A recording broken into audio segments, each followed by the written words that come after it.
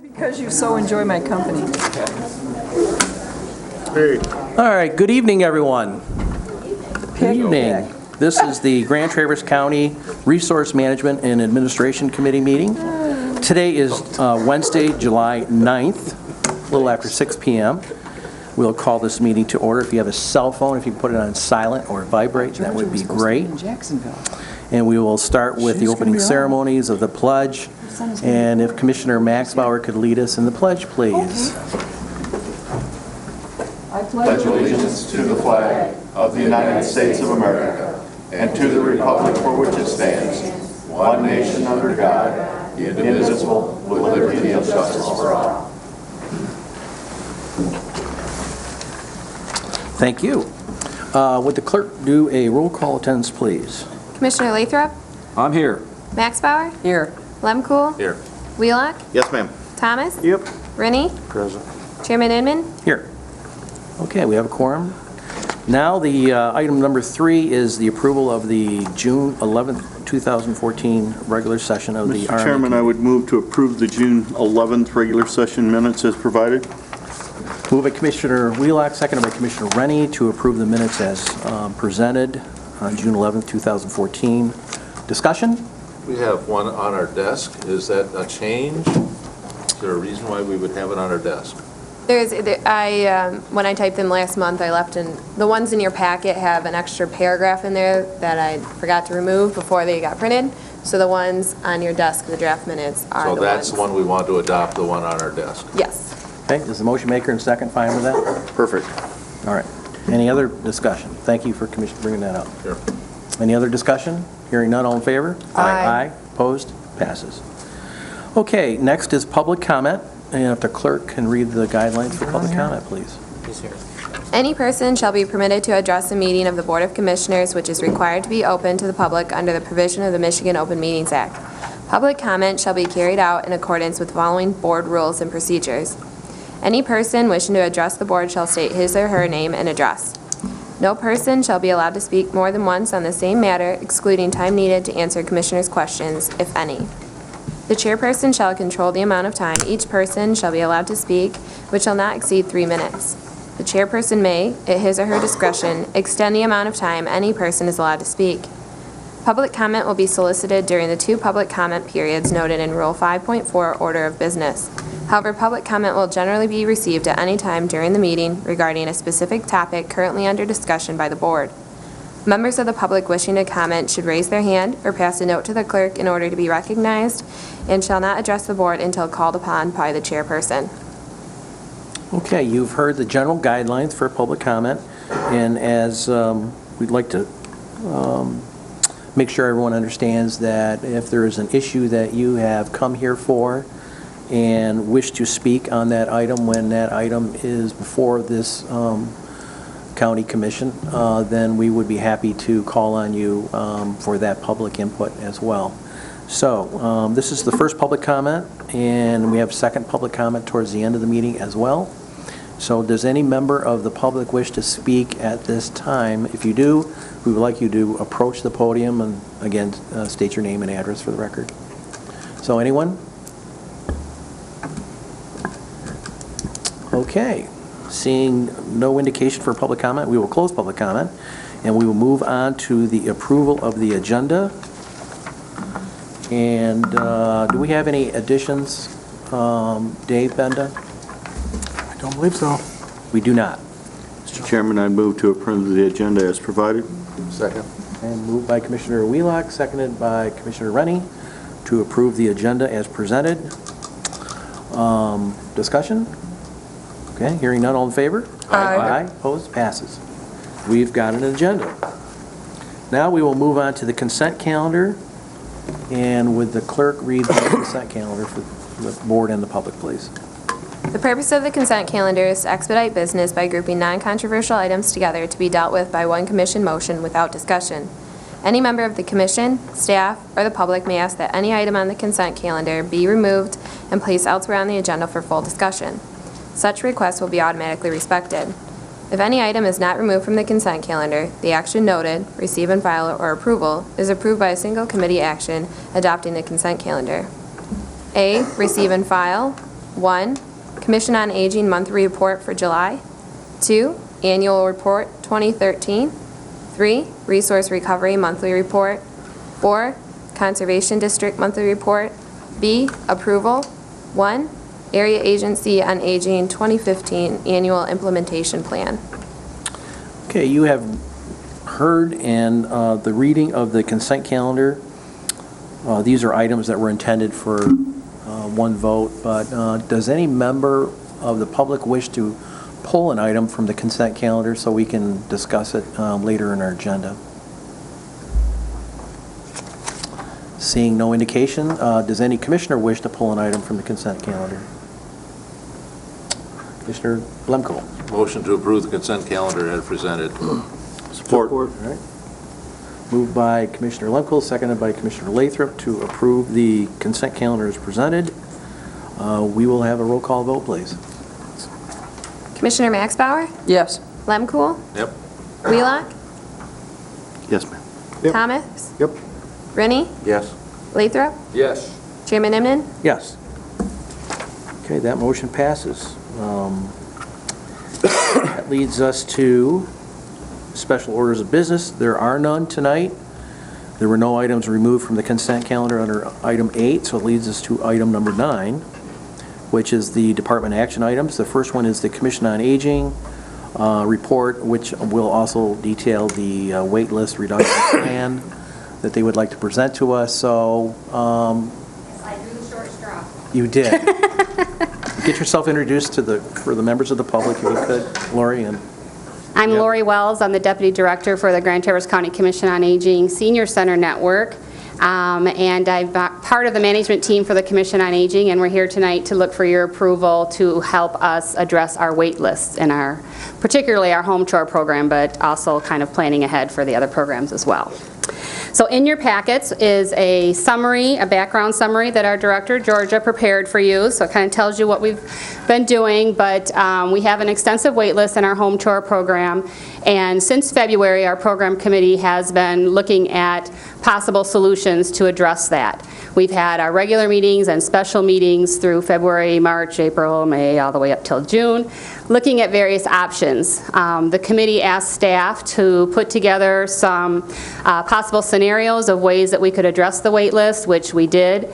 And we analyzed and we studied and we pulled numbers and studied numbers and looked at all kinds of things and ultimately came up with what we're calling a blended approach. It was easy to figure out that there was no one right answer, or else we would have come to that conclusion a long time ago, I think. So we wanted to look at a few different ways so that we could track progress and evaluate as we go along to figure out how we can best meet the needs of our clients, providing them with a level of service that they have come to expect and deserve from us, as well as being good stewards with the tax dollars of the citizens of Grand Traverse. So what we are looking for from you tonight, under our recommendation, is your approval to use funds out of our fund balance, basically, is why we're here. What we would like to do initially is to increase our current staff to 40 hours a week. Right now, they're at 37 and a half hours. So simply by giving us the flexibility to work our current staff up to 40 hours a week, we can take some people from the wait list by just doing that. And we, of course, would only do that as needed. And we would like to start that immediately, as soon as we would have your permission. Then the other thing that we would do starting in 2014 is we would look at hiring part-time seasonal help, particularly starting in 2014, so that would address, or we would use that in our snow program because that would be the soonest we could get that going. So when it comes to the heaviest time of the season, when we are plowing the most, we would look at hiring part-time seasonal staff to help address that increased need, and that would help us pull some people off the wait list as well. And then the other thing we'd like to try starting in 2014 is a contract voucher type of program where we would allow clients to purchase vouchers that they would be able to use with contractors that we have kind of vetted, I guess you would say, that we make sure they meet certain requirements, minimum requirements, that they have the insurances that are needed and can provide the service, and then the client would make a choice and decide who to use. So we'd like to do, that's our blended approach, are those three things. And we would start using that in 2014. and then we want to use it through the whole year of 2015 as well, so that we have a full season that we can look at all of those options and see which ones worked the best, or maybe a blended approach all along is the best, but looking at all of them so that we can make sure that we're getting the biggest bang for our buck. So in 2014, we would look at spending $32,000 out of our fund balance, which would not take us below the minimum requirement that the BOC and the COA have approved for our fund balance. But in 2015, in that budget process, we would pull $104,000 from our fund balance, which would put us below the recommended 1.2 million, I believe it is, fund balance that's been allowed, so we would need your permission in order to go below that level. And then the other thing we want to address is our foot care nurse. We want to increase her hours by 5 hours a week to address our wait list in the foot care program as well. So those are the three things that we have on the recommendation before you. We have lots of experts in the audience here that can address specific questions if you have them. But the bottom line is we want to provide as much service to as many people as we possibly can. And after much study and analysis, this is our expert opinion, the best way to do that. So I'll take any questions. All right, Commissioner Lathrop. I remember, I've forgotten when it was, a few months back, 6 months or so, that you came in here asking for a very large fund balance of like can someone remind me what it was, 100% of the yearly intake or something? Wasn't it quite large? Are you talking, we wanted to have our fund balance be at least 6 months of our operating budget, so that if the millage didn't pass, we would have enough money to operate for 6 months to either shut down or figure out another plan. Okay, so that's Is that right, Georgia? Please correct me. Okay. That's right, all right. And I remember we were thinking, God, that's a big fund balance. And when you said the recommended fund balance, is that 6 months, did this board recommend that, or did you ask for it? I believe we asked for it and you approved it. Okay. Yeah, that would be correct. Am I correct? That's correct. So we didn't, when you say it's recommended, you mean it was recommended by you And approved by you. and approved by us? Yes. Okay. Not unanimous. I know, there was. Okay, yeah, that's there was a bit probably of a true. Think about it, am I right? Okay, so, I think it carried, though. pardon? I think it carried with what they wanted, actually. Okay. I have bad hearing, I didn't hear you, Charlie. Excuse me. My point is, you're saying now you need less fund balance. Well, we have a bigger waiting list now, so we want to address that waiting list. And we also recognize that there are members of the BOC, the Board of Commissioners, who wanted us to spend some of that money out of our fund balance, so. So what's changed? You knew that stuff. I'm not trying to pick on you, I'm just trying to No. understand it. What's changed? You knew that 6 months ago that things were falling behind, and you asked for a big fund balance, and now you say you don't need it. I don't think our wait list was as large at that time when we had the fund balance approved as it is now. Okay. I'm not sure of the dates, and maybe the girls in the audience can help me with that, but we have lost 1.8 full-time people in our home chore program, which is really the reason our wait list is growing so dramatically. We have to do something to address that, or it's just going to continue to mound. I'm not being contrary, I'm just trying to Right. understand. Okay. Right. Thank you. Commissioner Lathrop, or excuse me, Commissioner Maxbauer. Thank you, Mr. Chairman. We hemmed and hawed in many, many meetings about what is the appropriate fund balance that we should have set aside. The primary reason that we set aside a certain amount of fund balance was in the event a millage does not pass. We did not want to have any kind of impact on the county general fund, nor did we want to impact services to our clients. We wanted to have enough time in the event that Grand Traverse County voters decided not to fund a millage to, digest what they were saying and what voters wanted, without impacting the general fund. At the same time, the Commission on Aging recognizes that that fund balance was voted, that millage was voted to be used for services for Grand Traverse County residents. And that is basically what we are doing right here. We are taking a look at using an appropriate amount of fund balance to experiment and take risk. We are going to try a blended approach because we want to know what works best. It may be that we find that contracting with vouchers is the best way to use county millage dollars to serve our clients, to serve Grand Traverse County residents. We may find that that is not the case. We may find that, just increasing the number of hours from 37 and a half to 40 hours a week but with the present employees that we already have will take care of the problem. We are looking at several different ways moving forward in using this fund balance to determine, this is going to really be a test, to determine what is the best way to serve Grand Traverse County seniors with the millage money. And that's really what we're asking here. I sincerely hope that you don't focus so much on the amount of fund balance. We are suggesting we use fund balance. What we want to have is some data to really determine what is the best use of those millage dollars in serving our clients. It might be seasonal employees. It might be a college student that is looking for a part-time job in the summer before they head off to school in the fall. That may be the best way. The only way we're going to know is if we move forward with what the Commission on Aging Board has recommended. And if I could just make a remark, since I also sit on the Commission on Aging, and then I'll call on commissioners.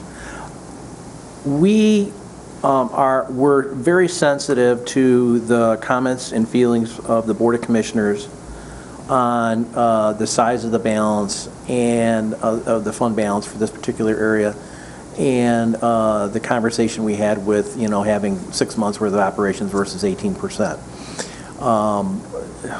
Bill Rokas is a new member of our board, and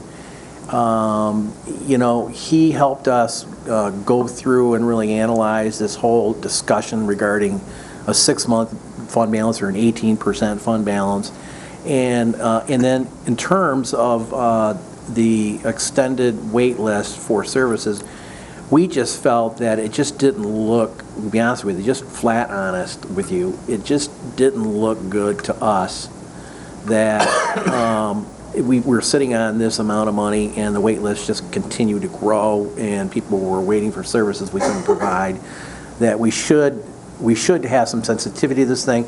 And really the bottom line is we went back to the comments that the commissioners may have voted no or expressed concern about and said, we really need to, from a public policy standpoint, we really need to spend down this fund balance to a certain point and expand these services so we don't have this wait list. So when we go for the renewal of these two millages for the senior center and for the Commission on Aging, then we can represent we've utilized this money to the benefit, and there isn't that much of a wait list, hopefully.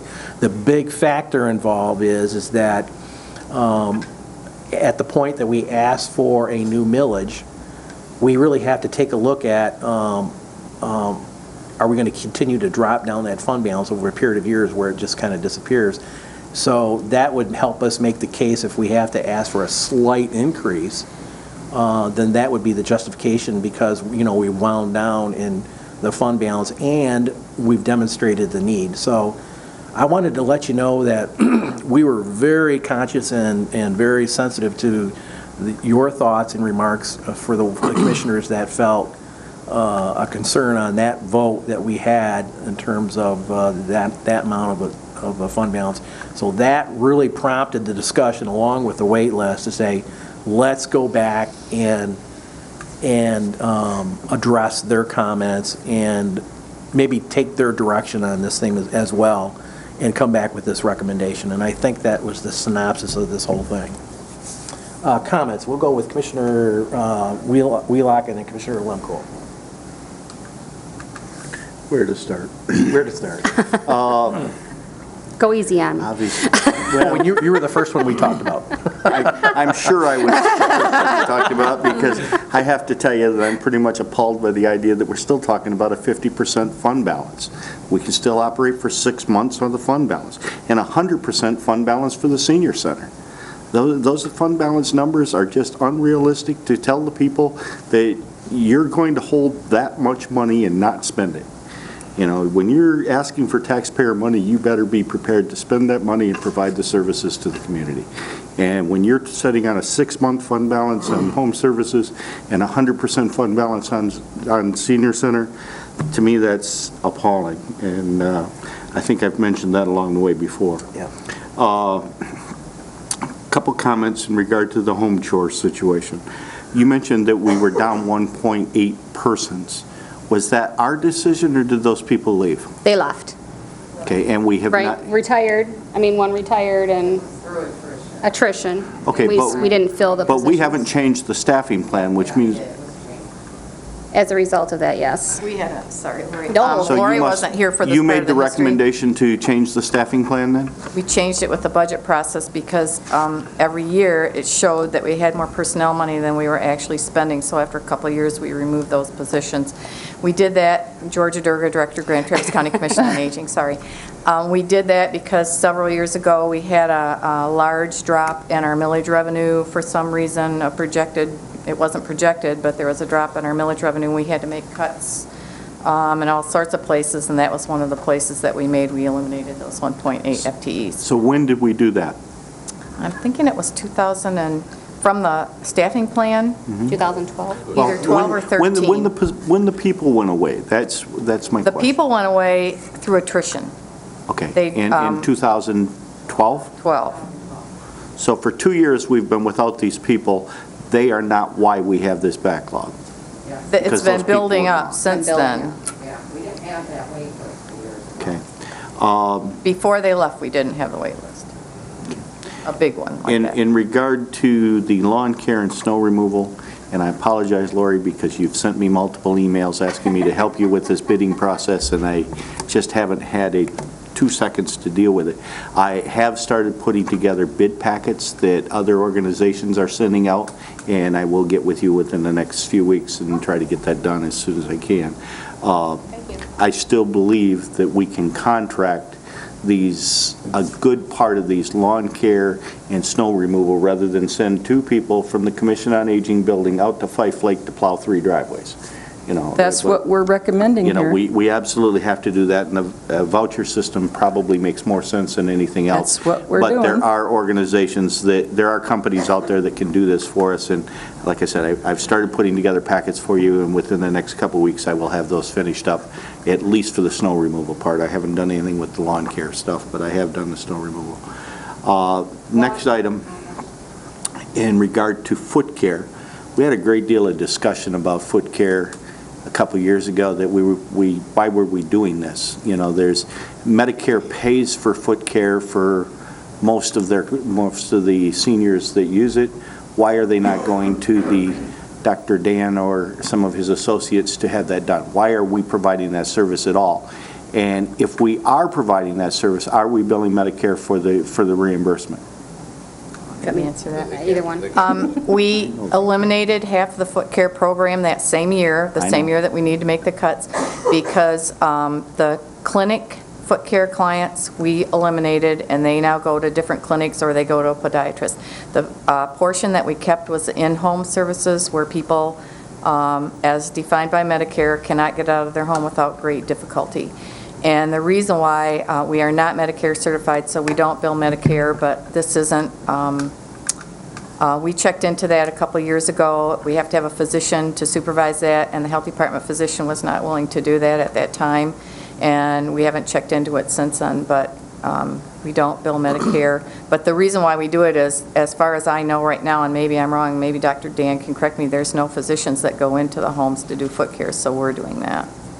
But we did eliminate the part where they So can we're providing go a out. medical service in the home for these people with people who are not certified, or they are certified, they She's- just don't meet the requirement? What's the situation? She's an LPN, the nurse that does it is an LPN, and she's specially trained to do foot care. If she runs into or discovers an issue with someone's feet that she's not skilled to do or not able to treat, she refers it to a podiatrist. So if she sees any kind of infection, she makes a referral. If she sees, circulation problems, she makes a referral. Is this a separate visit than the normal home health care? Yeah, because our home health aides are not nurses. They're state certified nurse aides. so they aren't skilled to do that. And can I also comment that on the clinics, what happened is that a private industry came through just to begin offering the clinics, and people are still flooding those clinics. So us stopping doing it did not send people to podiatrists. They still come to those clinics. So I don't know if it's not covered. I can't speak to if it's not being covered or why they continue to use clinics, but they still continue to use the clinics. What we heard was it was the cost. Right now they pay $20 to go to a clinic, but even with the Medicare reimbursement, they still pay more than that to Medicare for their 20% copay or whatever it is. So that's what we've heard. We haven't actually done a survey. That's just what our nurses heard. All set, Sonny? Okay, Commissioner More or less. Longo. Yeah, my question is on the process. More or less and more. That we did a policy on August 6th of 2013, and I'm wondering if we have to revise this policy before we make any kind of a motion, and what kind of a, We do during the budget process if we're going to move forward next year. We don't right now. okay, so, but somehow, someplace, we're going to have to revise the policy if you're going to During go the budget between process. $1.2 million. So, which, should we be doing that now, or do you want to be doing that during the budget process for next year? Well, without looking at the language of the policy, I believe it just says that we have to have your permission in order to go below Correct. that. It says in-home service division will target setting 1.2 million with no more than 6 months reserves held. And the senior center network will target setting aside 250,000 with no more than 12 months reserves being held. So that's our policy. Okay, So my question is should we be, Their policy. well, that's the one we adopted. We adopted. We approved We it, but approved their it wasn't our policy. So should you be revising your policy to bring it back to us before you start asking us to do this? Well, what I was planning on doing, since we just turned in the budget and I have all this information is fresh in my mind, I put it in my summary, my narrative to you. I put it in my report to Dave that most likely we will drop below our 1.2 million fund balance next year. And what I was hoping was that we could ask for your approval to drop below that fund balance as long as we don't drop below the 18% that Dean has recommended that we have. See, So- I think you got it backwards. I think you have to go to your board, revise the policy, bring the policy back for us to be able to make that decision. Then you can go forward and do what you got. That's my process is the question. What you're trying to do, I don't have a problem with. It's the process. And then also, same thing with when you start looking at increasing hours, what's the process that you have to go through our human resources to be able to increase those hours? We have to get a staffing plan amendment approved by you, the And so I'm county board. thinking that you got the cart before the horse here. So I'm thinking that you need to go back, revise your policy, bring it back to us, and then we can approve that policy. Then you can go forward with that. Same thing with your plan. Okay. That's my That's your thought. feelings. Okay, Commissioner Maxbauer and then Commissioner Lathrop. At this particular point in time, and Georgia, correct me if I'm wrong, to move forward with what we are suggesting right now, we are talking about spending fund balance, but we are still within what the county board has approved for policy. For 14. Yes, for 14. For this year. For this year. I understand. So can we move forward? I mean, we would like to Right. start addressing the wait list Now. right now. Yeah, and I understand it, but what your recommendation is in here is not really helping us to be able to do that. Because when you start talking about the numbers, you've muddied the water by putting 2 years in here. So if we're going to make a motion, it would be only for the balance of 2014. Well, I will make a motion that we spend fund balance, which will not Could you, violate what the county board has approved to date to address the fund balance, or to address the wait list as the Commission on Aging Board has recommended. It's not going to change a darn thing if we approve this. So that's my motion. question is do you need permission from us to do that? Yeah. Why? Staffing plan amendment. The staffing plan amendment, yes, you will, but not to be able to do all the other stuff you're doing, because you're still got your budget, you're still within the fund balance, you're just going We're forward. suggesting spending fund balance. We're suggesting amending the budget. Okay. Yes. So that's what I want to do. I want to be able to spend the money. I'm just trying to get the process figured out. You're trying to complicate this. That's what you're doing. Okay, I want to be clear.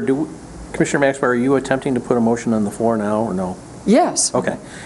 Can that also, do you want to take the recommendation on page 28?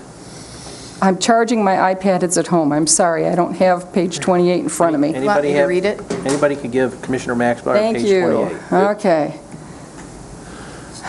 It says recommendation at the bottom. okay. All right. I would move to spend down the fund balance. You might want to start 1, 2, and 3. All right. I would move to increase the homemaker aid, home health care, respite, home chore staff hours to up to 40 hours per week to address wait lists effective immediately.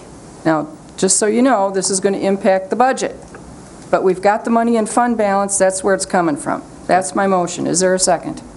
Do you I will want, support that. so you want to take them one at a time? Yeah, just number one. All right, okay. We have a motion on the floor by Commissioner Maxwell, seconded by Commissioner Lemkool on item recommendation Number one. Discussion. Commissioner Rennie. I've had several constituents talk about this wait list, and I think we've got to address it right now. So I applaud what you guys are doing, and I think we ought to get on with it. Thank you. Get her done. Commissioner Yeah. Max Bauer, is it your desire to have the immediate approval of the Board of Commissioners? Yes. All right. Is the second agree with that? Yes. All right. Further discussion on the motion? Commissioner Wheelock? I have no problem spending the fund balance to provide the services to the taxpayers of this community Yep. and the citizens of this community. As far as I'm concerned, the second recommendation in here doesn't even need to be a recommendation. That's going to be a result of doing the first two and the first and the third item in this recommendation. So Fine. The second line, we don't even need a motion to talk about spending down the fund balance. That's going to be a result of completing step 1 and 3 of this. My motion is step one. Or item number 1? Item number one. Okay. Commissioner Lathrop? Just a question, the foot care program. What do we spend on the foot care program a year right now, do you think? I think that, I don't know if I have it with me. I'm About- guessing around 76,000. 76,000? I don't have it with me. I can I find have everything out. else with me, but not Strictly that. for homebound patients. I understand. Have we ever thought about contracting that out versus having our own private nurse do that, or no? We haven't looked into that. Okay. no. And one more thing, you said that there's a possibility of getting Medicare reimbursement if a physician Supervises. supervises it. Does that physician have to take on medical legal responsibility for it at that same time? I don't know, but I would guess yes. We looked into it a couple years back and decided that our organization couldn't handle it because you have to do the billing, you have to have someone that would Well, just the do physician has to do that. the billing for you, or could you do it? Well, we could do it. probably contract that out too, Yeah. but somebody would have to do the billing and the We Medicare. don't and- talk about that. I don't need to make any money on it, but if I could assist the county, Okay, and maybe I'd be interested in doing that. Okay. So. Okay? Careful what you offer. Any other board comment on the motion on the floor? Any indication from the public that they wish to speak on this item? All right, okay. Okay, we have a motion on the floor to approve recommendation number 1. Page 28, roll call vote, please. And this is immediate approval of the Board of Commissioners. Yes. Commissioner Lemkool? Yep. Wheelock? Yes, ma'am. Thomas? Yep. Rennie? Yes. Lathrop? Yes. Max Bauer? Yes. Chairman Inman? Yes. Motion passes. Okay, I've got another one. thank you. All right? Motion number 2. Mr. Chairman? Yes, go ahead. Okay. I would move to increase the foot care nurse hours by 5. Well, actually, That's 2015. in 2015, I think, I'm going to recant here. We'll talk about that during the budget process. Yeah. Okay? Yeah. I'm happy with what we've got. Good, thank you. So, I'm sorry, I just do you hit the have a button. motion on the floor? No, You I do just, not have a motion on the no, floor. I'm good. So, okay. All right, okay, so... Mr. Chairman? Yes. I guess the Commissioner Wheelock. question that I have for, whoever wants to answer it, we're looking at, if this foot care service in-home is important, We have a wait list of 20 individuals. Why are we waiting another 6 months before we increase this 5 hours if it will address the issue? Just because we were focused on Got it. the home Okay. chore All right. Okay. first. I mean, we can. But you're telling me they're separate individuals. All right, got it. They are. If you So, want to make a you know, motion, if- go ahead, I'll support My it. point is, if we're really dedicated to eliminating this wait list, Let's go. then we should increase this 5 hours right now Let's and go. move forward with that. And therefore, I would make the motion to increase the foot care nurse hours by 5, from 25 to 30 hours per week, effective immediately to eliminate or decrease the foot care wait list. I'll support. Okay. All right, motion by Commissioner Wheelock, seconded by Commissioner Max Bauer, to approve item number 3 with immediate approval of the Board of Commissioners. Commissioner Wheelock. The only other thing that I will add to that discussion is between now and the 2015 budget, I would really like to have a valid discussion about why we're not billing Medicare for this and what it would take for us to do that. If this is a medical eligible or a Medicare eligible expense and we're providing that service, we should be charging Medicare for it and collecting for it. Some of our personal home service, I mean, there's other services we provide that might be able to be billable too. Exactly. There are home health care issues, whether they be foot care or other issues, that we are providing that are Medicare eligible. We should be figuring out why we are not able to collect that money from Medicare. We'll look at it, Commissioner Wheelock. All right. Yes, Commissioner Lundquist. I really can't vote for this because I really think that you need to do more homework before you do that. To find out if there's a company that you can contract with or something else. I'd like to have you do some more research before I would want to be able to support this. I think you need to work on getting it down, but I think there's companies out there providing that, and that could be done with just as easily. It can be done, but it's much more expensive. But For they the could bill, client. but they could bill Medicare.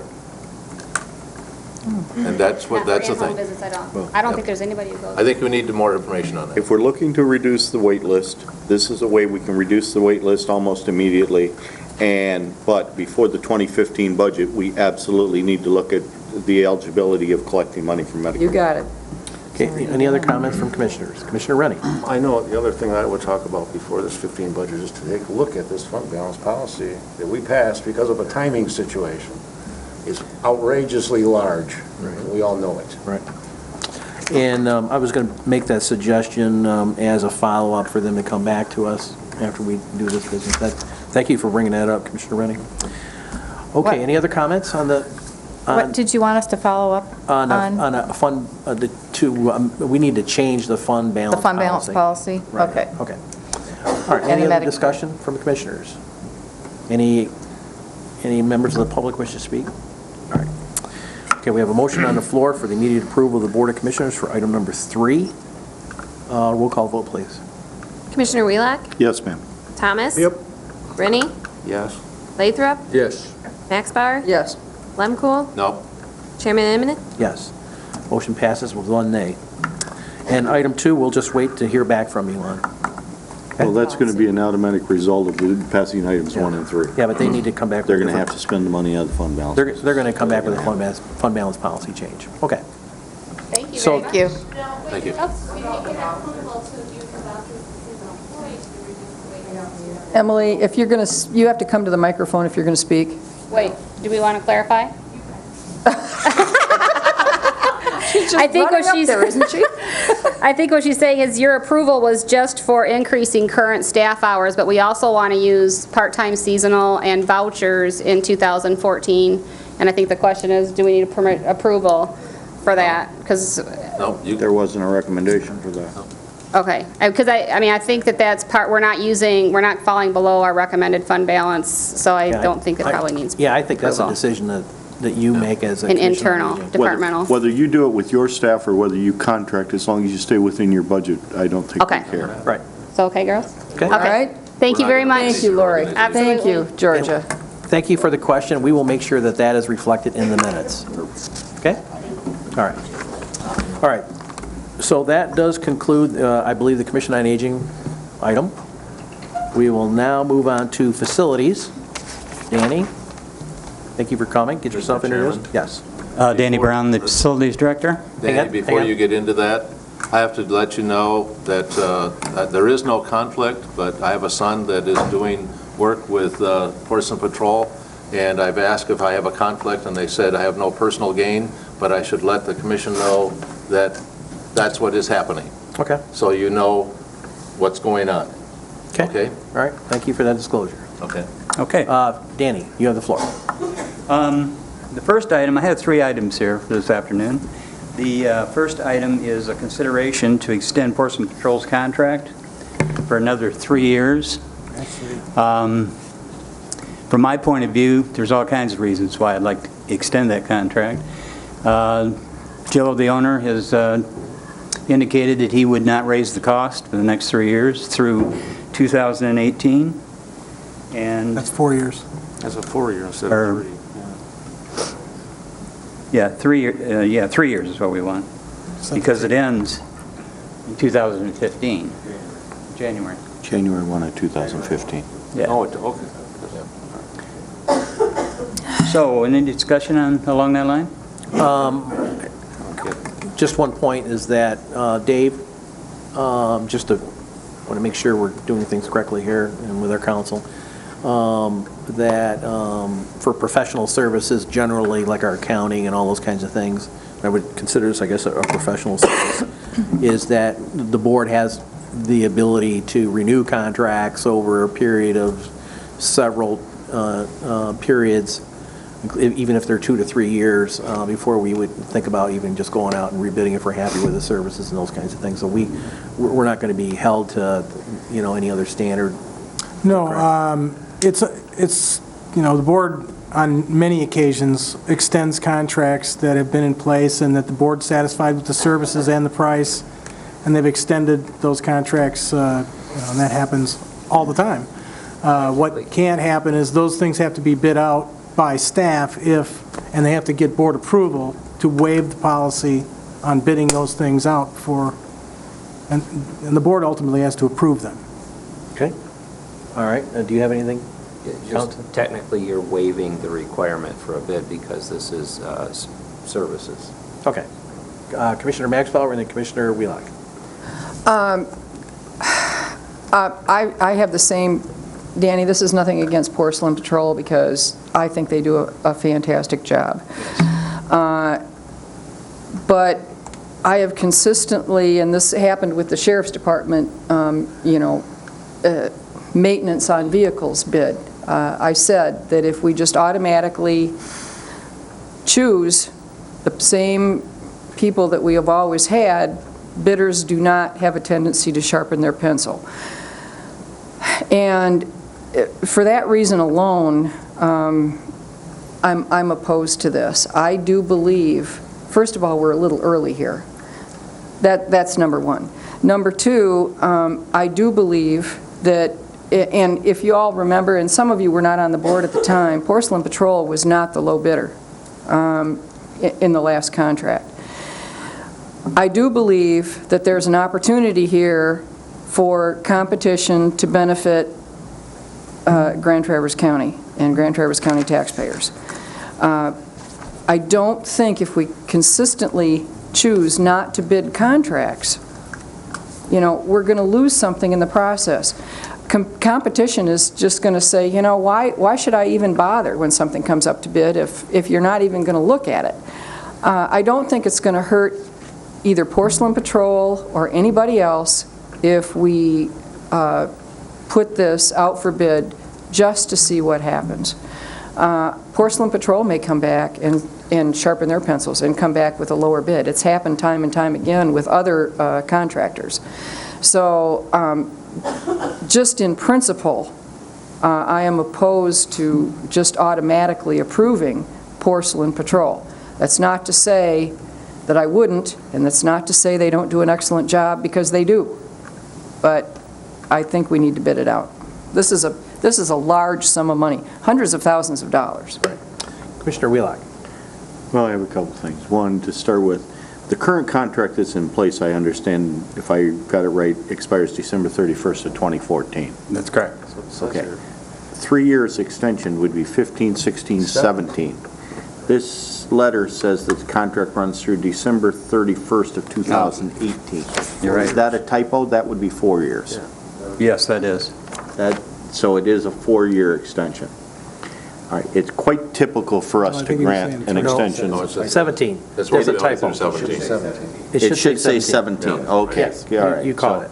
So the typo is correct. So it goes to 2017. It is not at all uncommon for us to enter into one extension on a contract.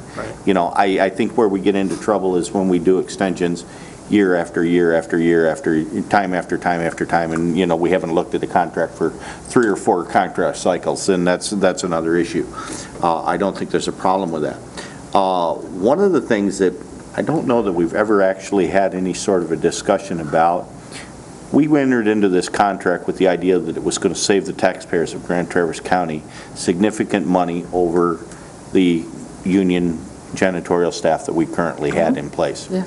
We had to pay unemployment to some of those people. Some of those people, I believe, actually went to work for Porcelain Patrol. Dean, can you give us just off the hand, and I'm sorry, I should have called you earlier, an estimate of how much money we've saved in the last 3 years with this contract? I will not do that without, Okay, yeah, and I apologize. I meant to call you this afternoon, and my day just kind of got up on me, so I didn't get to it.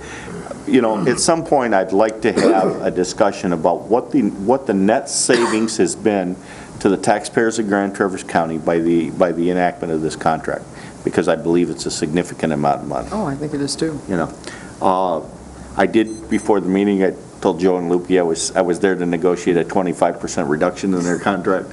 They both laughed at me, and I don't understand why. But, Mr. Chairman, I would move to enter into a contract with Porcelain Patrol through January 31st, 2017 at the same existing rate that we are at now. Support. Okay, moved by Commissioner Wheelock, seconded by Commissioner Thomas to approve the presented renewal dollar amount in our packet. Discussion. Dave Benda and then Commissioner Lemko. I just want to throw out that, you know, we thought about this. There are a lot of things to consider when we looked at this.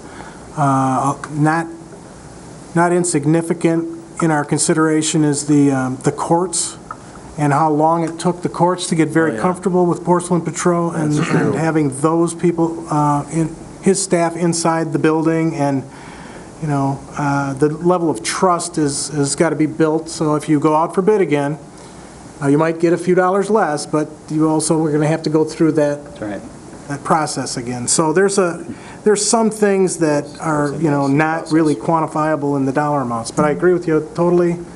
You know, it makes them sharpen their pencils, and you might get a better deal. Okay, Commissioner Lemko. Yeah, you know, I've had a couple of discussions with other contractors, and, you know, they all believe that, you know, if you can extend a contract, you're far better off to do so, because the continuity is really important. Knowing the staff, knowing the management team that's in place is really important. I do believe that probably at the end of this contract, then I would recommend that you go out and do for a bid. You know, I think 6 years is more than sufficient, and at that point, a lot of things are going to change. Minimum wage is going to change. You know, they're all going to have to pay that. I think they're already paying more than minimum wage for all their people, so I think that's an important part of it. And, you know, when you start looking at this, you know, when you start doing the next bid, it's not so much what is it going to cost you, but what are they paying their employees? Are they paying benefits? Are they paying minimum wage? How are they handling those employees? And so that, you know, they are getting treated fairly. And I'm sure that Porcelain Patrol is doing very well on their employees. So, you know, I would support this contract. Commissioner Lathrop. I kind of agree with Commissioner Maxbauer and how I think about it. Just asking for other bids doesn't mean that the tie won't go to Porcelain Patrol, or because of the reasons Herb just said, we might not continue with them. I don't know whether we'll go with the lowest price. It doesn't hurt to look at it. And I don't know, does it cost anything to look at it? And do we have time to look at it? So I don't see what would hurt to get other bids, so that we have some choices and some time to think about it. I guess the remark I would have is that there are a number of contracts that we have that historically, and that the Board of Commissioners, of past commissioners, and we have done, including our certified public accountant and our audit and stuff like that, that we do an automatic, 3-year renewal. And believe it or not, 3 years is not a long time for a relationship to be built and the trust to come into place. And I remember that the judges were really, and along with the Sheriff's Department and other sensitive areas within the county, they were really concerned about establishing that trust. And that trust is now, I believe, established. And so based on that and no increase, to me, this is something similar that we would normally do for any other special professional contract basis. And then after the 6 years, after, the December 2017, then I think then it would be appropriate for us to go out and do this bid, but I want them to support the motion. Any other comments? Commissioner Rennie and then Lathrop. Did we have any issues with this porcelain patrol contract when they first came on board? How long did it take for the court to get used to these people? About a year. At least that. Close to a year. So it is an issue, I think. Thanks. Yeah, Commissioner Lathrop. I have no issue with Porcelain Patrol. Me either. To be candid, they've worked for me in my office. They're great. It's just that I think it's a good idea to look at some different bids. Okay. Any other thing? Anyone else wish to speak on the matter? Seeing none? Seeing yes or no? You're good? Okay.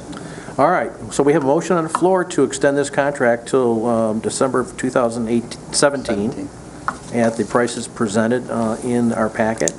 So we will have a roll call vote, please. Commissioner Thomas? Yep. Yes.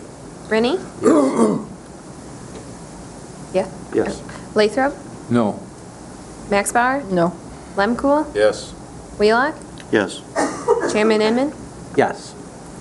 Motion passes with 2 nays. Thank you. And then you just have to understand it goes to the Board of Commissioners at the end of the month for the final approval. All right. All right, thank you. Now we will move on. Danny, you have an issue on Historic jail courthouse dishwasher? locks, yes. Yes, go ahead. We took this out for bid. We used the Michigan Intergovernmental Trade Network website. This is the first time we bid through them. And one of their criteria is that you do not send a hard copy during your bid. You have to do it online. I mean, it says it right in their instructions.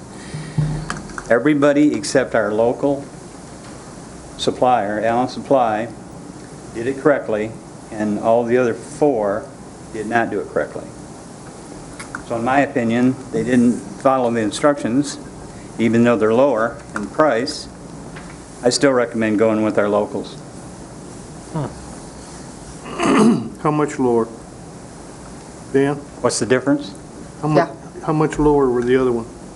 The lowest one was out of New Jersey, and it was $18,247, and Allen Supply is $20,552. All right, Commissioner Lemkool. I'll make a motion to authorize the purchase order amount of $22,552 based on acceptance of Allen Supply bid dated June 20th, 14 for locks, cylinders, passage sets for use in the historical courthouse. Commissioner Lathrop? I'll second that. Okay.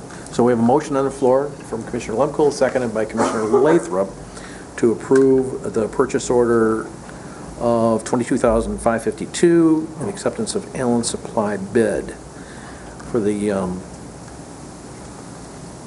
cylinders and so forth through the historical courthouse.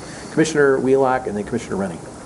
I'm a little bit confused because just above the line where it says recommendation, it says $20,552. I added $2,000 an addition? Yes. Addendum? I added that in as a buffer because you never know what's going to happen. Those doors are very old doors, and those locks are mortise locks, and they're about a ½ inch from the glass. And I can see some of that glass getting broke, so I had to put some dollars in there to cover that cost. That's fine. And I've done business with Allen Supply over the years too, and they are a very highly reputable company. Very. They do, very good friend of mine is one of their primaries, and in fact, I talked to him last night. He's in Harbor Springs changing locks in a school up there. So, yeah, you know, they will do us a good job, and I don't have any question about that. We have preference for local vendors anyway. We're probably pretty close to within the 5% that the local preference allows for anyhow. So I have no problem with this. Okay? I had the same question, actually. Yes, okay. Anyone else? I don't see any hands in the audience. All right. So we have a motion on the floor for the authorization for Allen Supply for $22,552. Roll call vote, please. Commissioner Rennie? Yes? Lathrop? Yes. Max Bauer? Yes. Lemkool? Lemkool? Yes. Wheelock? Yes, ma'am. Yep. Thomas? Chairman Inman? Yes. Motion passes. Okay, moving on to item 3, jail dishwasher lease. Yes, this unit causes us a lot of heartache, I'll tell you. For as much as it gets used, we bought this dishwasher about 5 years ago, and it, believe it or not, it runs about 120 times per day. And this thing is running constantly because the instructions on that dishwasher says that you can only put 4 trays at a time in this dishwasher. If you're pumping out 200 meals, you know, along inmates plus some of the staff eats there as well, you are using that dishwasher a lot. And I have one person, he's our locksmith, that takes care of that darn machine, and it breaks down at least once a week, sometimes twice a week. He spends a ton of time on it. The reason why I put the purchase of the dishwasher, all of the prices in there, and the leasing, Dean and I had this discussion about leasing. I mean, it would behoove us to lease it because Ecolab does all of their own maintenance on these machines. We wouldn't have to touch it. If the thing in 3 years is no good, they replace it for free, as long as we buy their product, which goes in this dishwasher. So my recommendation would be to enter into a contract with them on a monthly basis. Okay, Commissioner Wheelock. Mr. Chairman, I would move to enter into a contract with Ecolab for a high-temperature dishwasher for use in the jail's kitchen. Commissioner Lathrop. I'll second. Okay. We have a motion on the floor. Is there discussion?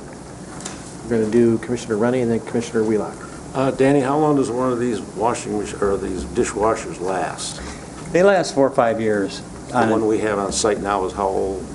About 4.5. I think the lease makes good sense. It does, I think. Commissioner Wheelock. Danny, is this dishwasher that they're proposing, is it larger so as that we can get a higher volume through there, or is it going to be the same? It's going to be about the same. We got limitations. I know we have a room problem. Got a room problem, you know, and some, you get larger, you have to increase the size of the load that goes into it. I don't mean the washing load, talking about the electricity, the water. There's a lot of things to it. Well, I guess my primary comment would be, you know, particularly while we're having the discussion about the possibility of needing a new jail, it's foolish for us to buy permanent type equipment that is going in the kitchen. You know, we're well into that discussion. Entering into a lease for a piece of equipment makes a lot more sense than going out and spending, you know, even $8,000 or $10,000 to purchase a piece of equipment that, if everything goes right, we may not use in 3 years. Commissioner Lathrop. That'd be great. My first job was a dishwasher running a machine like that. And, boy, Danny's right, it never stops. It never stops. And also in my office, I used to buy Xerox machines. They'd break down, and then they'd be outdated. And I found out that it was much cheaper and much more reliable to lease them, so I'm voting for this. Okay. Anyone else? Seeing no hands in the audience. All right, all in favor of the motion? Aye. Aye, opposed? Passes. All right. You don't need immediate approval for that, do you, Danny? End of the month's okay? Yeah, end of the month's fine. Thank you very much. Thank you. Dan. Thanks, Appreciate Dan. you coming. We now move on to, under item number 9, the Road Commission report. Welcome. You could get your I know, you're asking for money. It's Money. kind of hard. Number of things. The news tells me they got $1.2 million to fix Lafreniere. Did you hear we got an extra 100 grand? Because it's 1.1, Sonny. Oh, All right, 1.1. we count our pennies close. introduction, please. Mark McKellar, Chairman of the Grand Traverse County Road Commission. You have the floor. How far we have come in a very short 4 years, folks.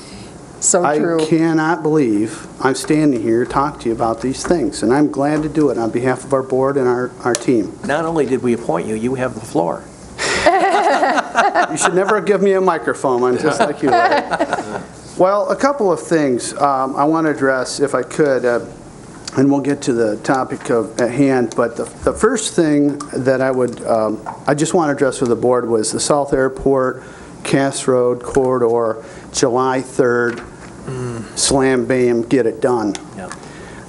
I got to tell you, Mr. Cook was up between a hard spot and a rock in terms of weather and dealing with our contractor and some of the state and federal funding. It was a multi-funded project. I don't even want to know how he kept his calm during this period. And the weather. So it was kind of a big mess in a way, but Jim stayed right on it with Jim Johnson, our engineer. And they had a decision. They had a window of opportunity. The contractor, Elmer's, also made, I believe, sound decisions in terms of not putting down asphalt on wet surface and trying to do it in a hurry and get the job done by the 27th, and then 5 years from now, we have nothing but a mess on our hands, a multi-million-dollar mess. So the bottom line is Jim decided to tear the Band-Aid off rather than peel it slowly, get the people there in the wee hours of the morning with Elmer's, and get that ribbon of asphalt down and all the signs out in preparation for the July 4th. I can't imagine what we would be hearing if it wasn't done yet and we still had the signs through this massive holiday and the Cherry Festival. So good and bad, he made the hard decision. They got it done. It looks great. I'm hearing nothing but positive comments on that corridor. Now, let's talk about $1.1 million that came from the Road Risk Fund to the Grand Traverse County Road Commission for the benefit of the residents of our county. If you look at the list, a great majority of those projects went directly to MDOT hands for projects within their communities. This one sets aside and that it went right to, it's going to the Road Commission. I think that's a testament to what we've been able to do the last 3.5 years with our funding and change things and show what we can do. That's also a testament to our voters voting for a $3.5 million millage and the Road Commission putting $4.2 million back into our roads this summer construction season. So what we're going to talk about is a joint meeting. I've asked for a joint meeting. My board agrees. We want to sit down with you folks. We've got some dates in mind. I would assume it to be an hour meeting at the max.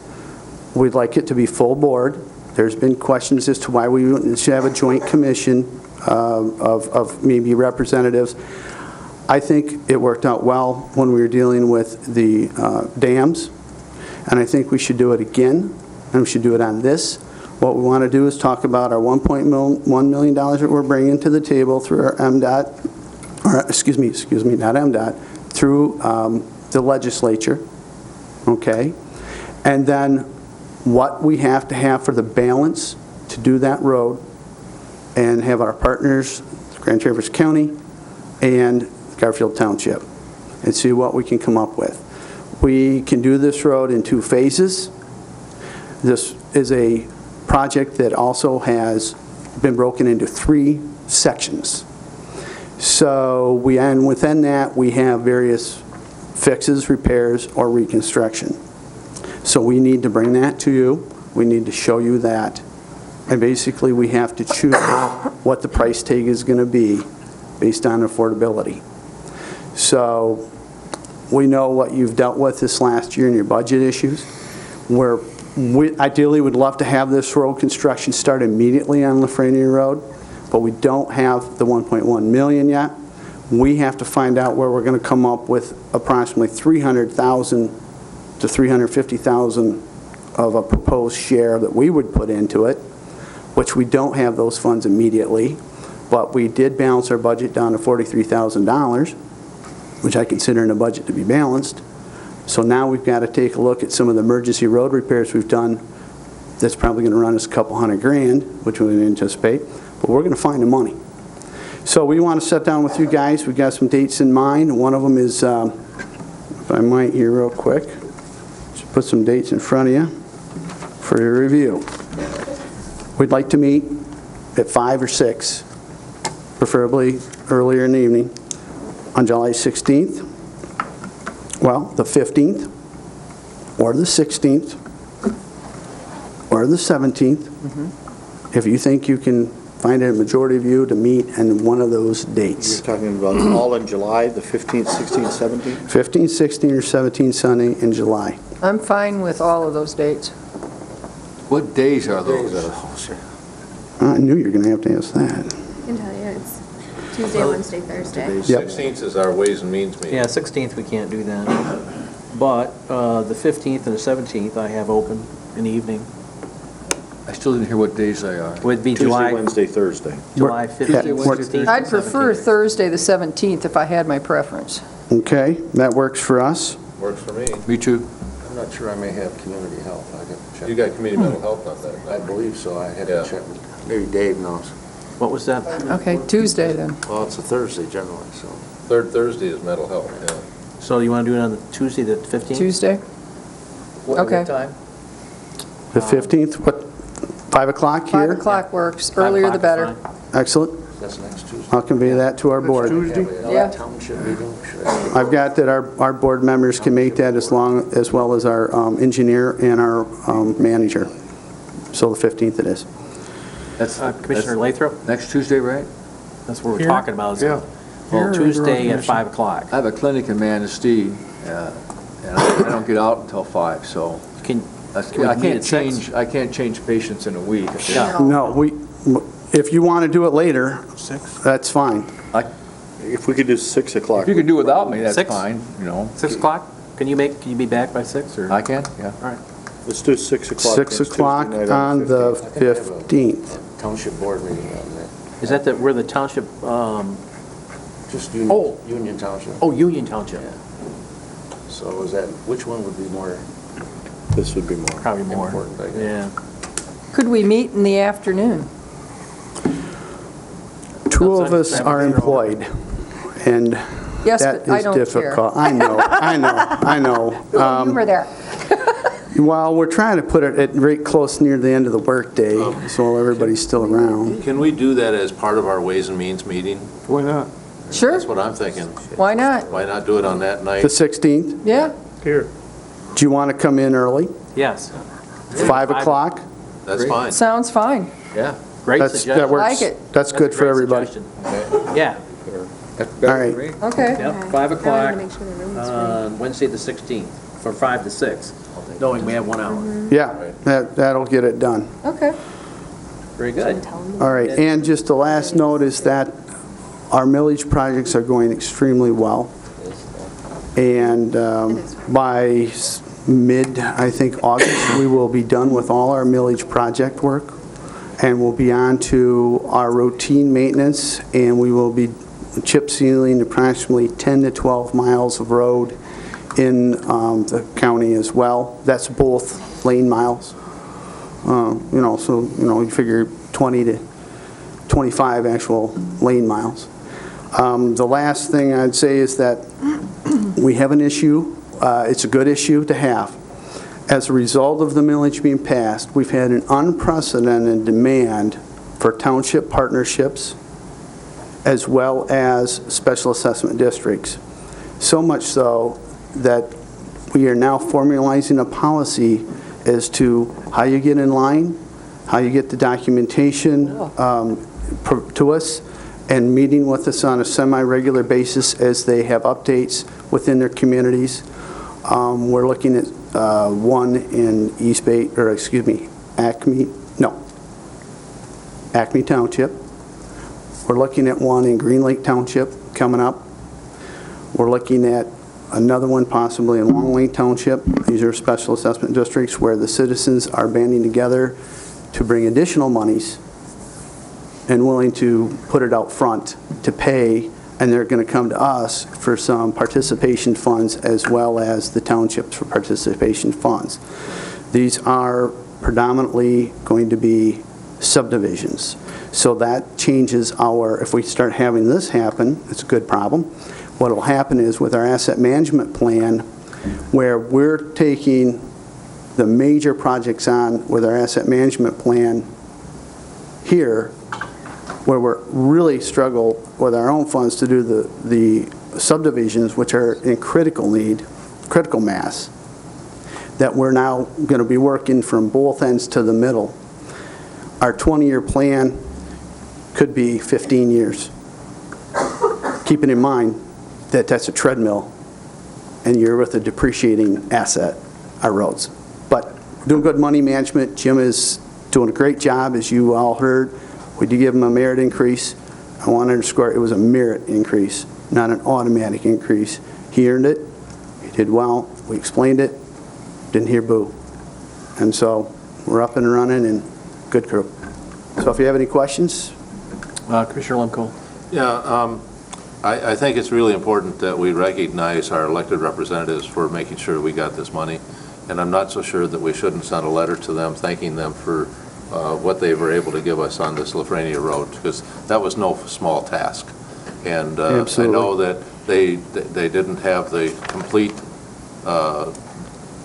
program of being able to get it all done by themselves. They had other help. But I just really think that Howard Walker and Wayne Schmidt should receive a letter of thanks for them to be able to do what they've done. The other thing is also I really want to say appreciation to Elmer's and the work that they've done in our community over the years. You know, they are a local company, and it's really important to recognize the quality of work that they've done too. Thirdly, I'll make a motion to receive and file your report. Report. Okay, we have a motion on the floor and seconded by Commissioner Wheelock. Who was that? Was it Wheelock or Rennie? Wheelock. To approve the report from the Road Commission, receive and file. Sonny? I guess the comment that I'd like to make in regard to you're talking about the special assessment districts and the partnerships from the community. You know, I think we need to recognize that the citizens of this community and the local units have determined that the infrastructure of our roads is a critical need that we have in our community, and that they have recognized, finally or whatever, that money's not going to come from Washington, money's not going to come from Lansing to fix this problem.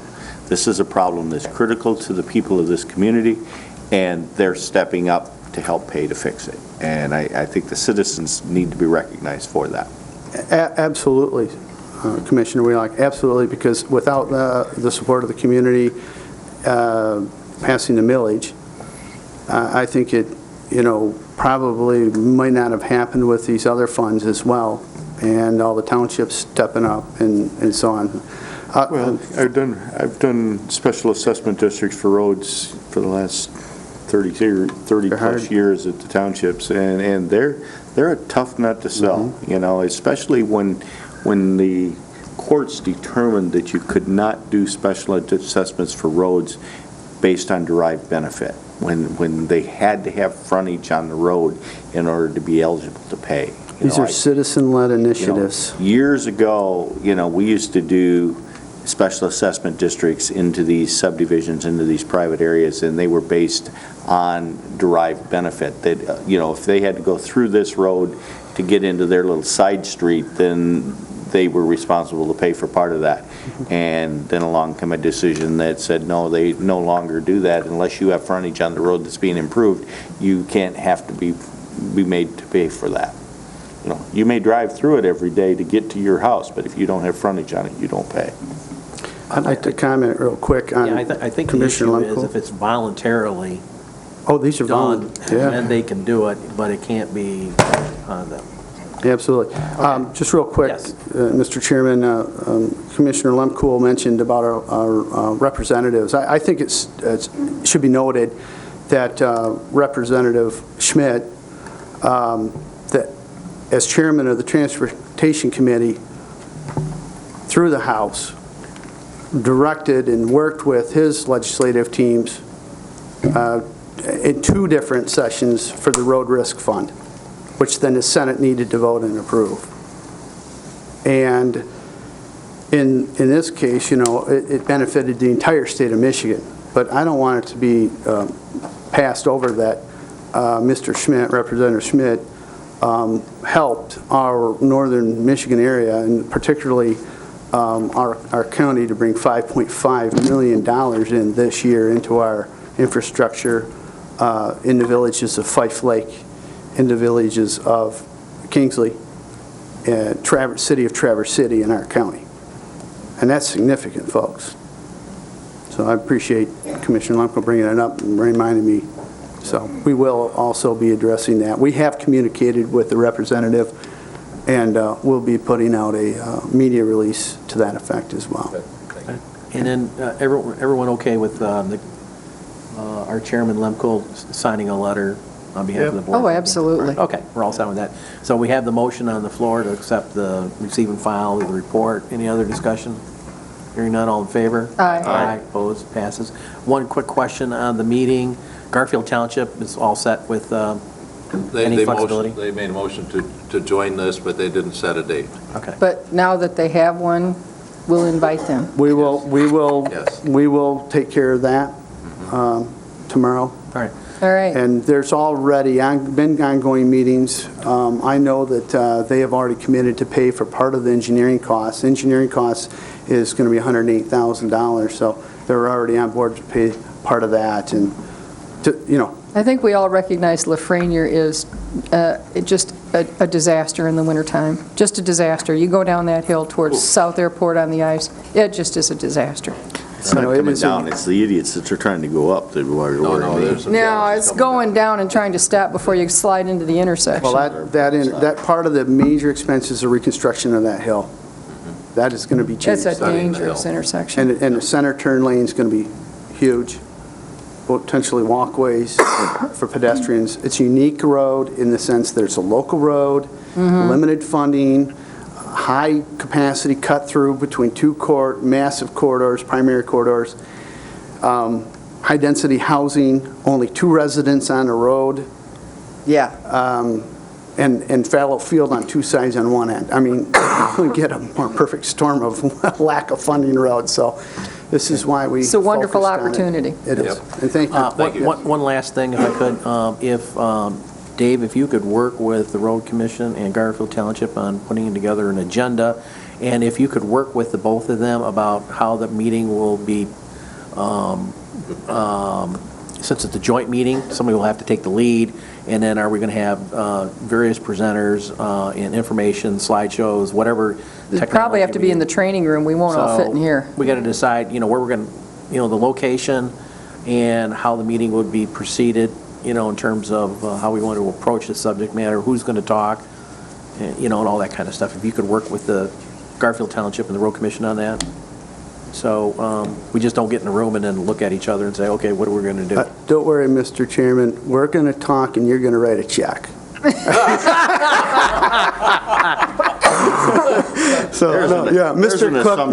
Cook and Mr. Johnson will be the presenters, I can tell you that. So, and then I didn't hear that, Mark. Yeah, I know. Assumption involved there. Okay, now you can sit down. Yes, you can go away now. Yes. All right, that concludes the Road Commission report. Moving on to planning. We have the Housing Task Force report, and we have, who would like to come up and do that? Jean, Woman of the Year. Did John run off and leave you? Must have. He ran to another meeting. He's at Garfield Township tonight. Planning. Or he would be here. Jean, if you get yourself introduced. Yes, my name is Jean Dorenzi. I'm the Deputy Director of the Planning and Development Department. And Before you today is the request to come together with the City of Traverse City, Garfield Township, and East Bay Township to form a housing task force. And this came under the leadership of Chairman Limcool and Mayor Estes, County Administrator, and the City Manager. They asked us, our department, to participate in a meeting to discuss how to strategize and discuss the need for more affordable housing within our community. And the strategy that we came up with is pretty simple to begin with, but never really done in our community before, and that is put elected officials and in the task force and decide how to prioritize housing into developments and redevelopments within our community. And that is, it's building on what you just recently did too with the Homestretch agreement, and building on capacity for our nonprofits as well, and looking at other tools and resources on how to build affordable housing. As indicated in your packet, Grand Traverse County has identified the need for more affordable housing for many years, and we have 3 studies that have been completed since 2009. And in your strategic plan, you have always identified housing as a goal of yours for quite a few strategic plans. So we are recommending that you appoint 2 members of the county board.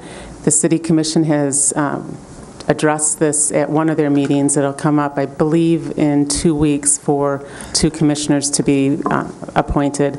And we've sent a request to Garfield Township and East Bay Township to join forces as well. So we're recommending that 2 members be appointed to this task force. Commissioner Wheelock. Mr. Chairman, I would move that Grand Traverse County participate in the proposed housing task force to identify affordable ways to improve affordable housing in Grand Traverse County. Support. All right, moved by Commissioner Wheelock, seconded by Commissioner Lemkool, to move forward with the approval of the proposed housing task force. And then we can deal with the appointment at the next motion. And then I'd like to have the chairman do that. But a discussion from the board members. Commissioner Lemkool. Nope. Oh, I'm sorry, Commissioner Wheelock. Well, You had your hand up. it's not, affordable housing is not new to Grand Traverse County, or the identification of the need to provide affordable housing in this community. As your representative to the Land Bank Authority and to the Housing Task Force and the Housing Trust Fund, we've identified for a number of years that we do not have enough affordable workforce, whatever we want to call it this week, whatever the new terminology is. We simply don't have enough housing that people can afford. And I have a really tough time when we look at a lot of these issues and these affordable housings that they come up with, and they say, well, 60% of the average mean income. Well, I'll tell you what, the guys that work for me that make $12 an hour can't afford a house that costs $870 a month. I don't care if that's affordable or not, they can't afford it. Mm-hmm. So I think the one thing that we've identified over and over and over that we have a significant need for is rental housing, short-term housing. And, it's real easy for us to talk about, some of the condos that are being built, around town, or even the depot projects, but those are still condominiums. Those are houses that people need to be able to afford to purchase. There was a big article in the Ticker the other day from the Business News about how interns that came here for the summer, whether they be working for the Cherry Festival or Haggerty or whoever, simply cannot find housing in our community. So some of them aren't even able to come because they simply can't find housing that they can afford to be here. They want to be here, they want to learn the skills, but they simply can't find housing that they can afford. I think Tina told me the other day she has 2 of them living with her in her home. Wow. Just simply because they cannot afford the housing in this community. And, I've said for years, we have a significant need for affordable housing in Grand Traverse County, and not all of it's in the core of Traverse City. We repeatedly talk about affordable housing in projects like the depot and the Sox Brothers unit that's going in, it was 8th and Cass. But but we always we can't continually tell people, I will help you with your affordable housing, but you have to move to Traverse City. We have need in Mayfield Township, we have need in Grant Township, we have need in all of the surrounding communities also. You know, and this old philosophy that people drive until they can afford to pay the rent, it's just not good enough. We need to do a better job of finding affordable housing for people in our community, particularly for young people that are trying to start out, people that are trying to find a career. You know, they're not going to come here and start an internship with any of our companies and first thing they're going to do is go buy a house. They can't afford it. We simply, you know, kids coming out of college today have hundreds of thousands of dollars in student loan. They cannot go out and finance a home that's going to cost $250,000 a year. We have to find a way that people that are in the workforce and are trying to get started in our community, and our children who are trying to come back to our community can afford to live. Okay, Commissioner Rennie. I think Sonny, or Commissioner Wheelock makes a great point. I'm looking at this task force, 2-member county commission. The rest are all people clustered around Traverse City. We need some membership from countywide on this committee. There are housing opportunities now in South County, I can tell you. Taxes are a little less, prices of homes are a little less, we have good schools, and we could do some things out there that would make the situation much more affordable, in my opinion. Okay. Anyone else? Dick? All over the county, if you drive around, you see modest-sized houses that have been foreclosed. They're just empty. And I don't know if this could work into some of those houses or not, because I was just on one right next to Boone's the other night, and it's a small house. Right. But obviously, whoever owned it or was buying it couldn't afford what they were paying.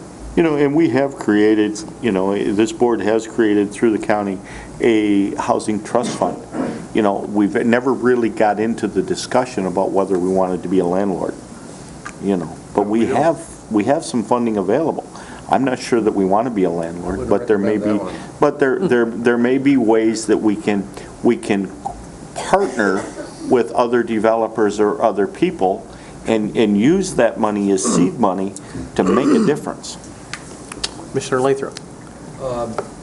Yeah, I like the idea of rentals and stuff, but being a landlord, it would tie you into constantly, forevermore, paying for people who can't pay for themselves. If there's some way that you could provide the housing and then divorce yourself from that, but to constantly be and I'm underwriting. I'm not proposing that we become a landlord either, but I do know that we have a significant homeless population. Herb and I have been down that road. It's fun, isn't it? We have a significant homeless population that simply are not going to be able to take care of it on their own. Someone is going to have to step up to them. You know, we talk about, you know, the mentally ill individuals within our community. You know, we have a number of them housed across the driveway in our jail facility. We'd like to not have them there. But the fact is there is a significant need for housing in our community that people can't find on their own. Somebody is going to have to be willing to help them find that housing. I'll make a remark and then I'll turn to Commissioner Rennie. Gene, is there a possibility, based on Commissioner Rennie's remark, about having representation more broadly around the county on this task force? I think when the task force is organized, I think they can then look and see if they want to expand. But I think getting at least the elected officials, I think it's important that the elected officials from those counties or jurisdictions start that discussion, and then they can always add to it. But I think it's the elected body that we wanted to have on that task force and to start. I mean, this is a start. This isn't, and this is basically trying to start the discussion on how are you going to prioritize housing. Okay. Commissioner Rennie and then Commissioner Lumber. Yeah, real quickly, I agree with what Commissioner Wheelock said, but to me, that's a different group of people than the people we're trying to get this affordable housing for. We want to get people to come here, raise their family, work here, recreate here. all of that. The people with mental wellness issues, that sort of thing, are going to have to be handled in somewhat of a different way, I believe. Commissioner Lemkool. We have 4 people here in the audience who are extremely knowledgeable about housing, and I'm sure they would like to have some sort of an input into this to let you know what they're doing. You know, I personally work with one of the agencies and find that my rental problems have gone away as soon as I started working with that agency. So, you know, because they rent from me and they make sure the place is filled and they make sure it's clean. You don't have to be into that business. There are agencies out there that'll do it. So, Mr. Chairman, Yes. I would like to have Yes. them, if they could, come out and maybe talk a little bit about what they're doing. Keep it brief and short if you can, so that we can find out what's happening in our community already. You're welcome to come to the podium. You get yourself introduced. Good, please. Good evening. I'm Tina Allen, the one that Sonny just referred to, that's housing all the interns. But I am here because I'm the coordinator of the Greater Grand Traverse Area Continuum of Care. And we are the 5-county collaborative, being Antrim, Benzie, Grand Traverse, Kalkaska, and Leelanau, of agencies that work on the issues of homelessness. Because we exist, there's member agencies receive over $1 million annually through MSHDA and HUD funding for prevention, rapid rehousing, street outreach, emergency shelter, permanent supportive housing, and support services. So because we exist, our collaborative, we get over $1 million every year into this community. Earlier this year, the COC, that's what we call ourselves, the COC, began a housing work group that focuses on ways that the COC can be the voice of those facing homelessness when community housing decisions are being made. I'm here to be their voice today. The COC is in support of any effort of local government to specifically address the community need for affordable housing, particularly rental housing, since that's what's most needed by the population we serve. We appreciate your consideration and ask that you become involved in the Housing Task Force as recommended by Jen Syke. Rental housing has become so scarce that those who have no past evictions, good credit, and a sustainable income are the ones who are able to secure the housing that is available, and others are literally left out in the cold. We know that you've already reviewed all the housing studies and understand the need for affordable housing, but we want to give you the unique perspective of those working with people facing homelessness. So a little bit about our population real quickly. Every year, one of the last weeks in January, we have to take a point-in-time count. So it is a snapshot of a day, the number of people who are homeless. Last year, it was January 29th. On that day, there were 265 people who were considered literally homeless in Grand Traverse County. I'll tell you what that means. Of 19 of those were unsheltered. Now, do you remember January 29th last year? Really cold.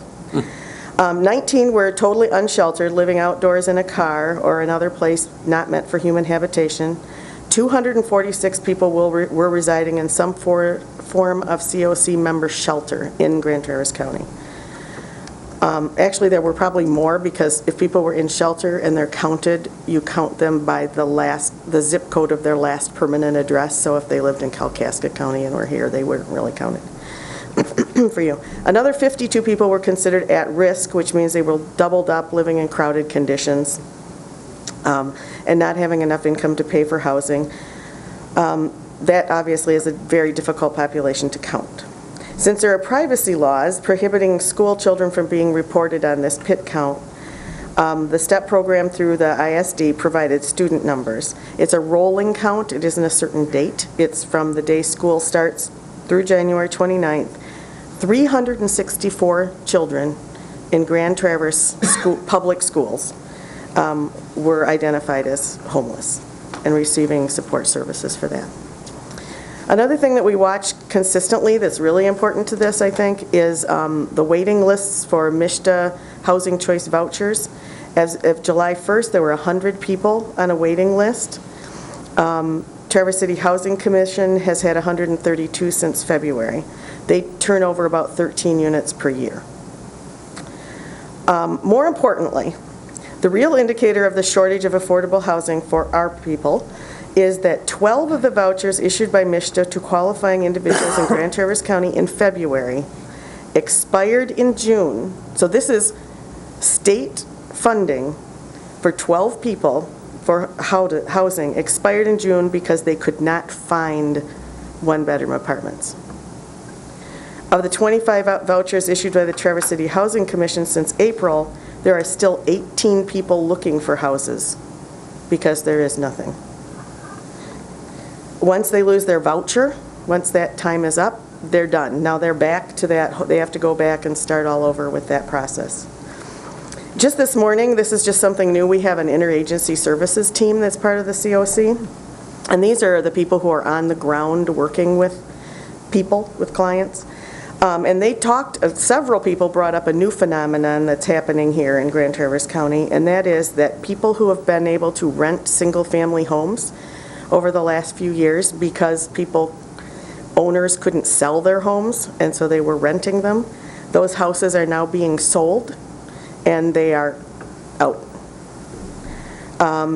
And the other thing that's happening is that rental homes, or rental, like apartments and rental houses, that the rent has gone up so quickly that people are unable to sign a new lease because the rates are going up so dramatically, and they are also losing their homes. So just in since the beginning of June, we counted 28 phone calls, 28 different people who are in that situation in Grand Traverse County.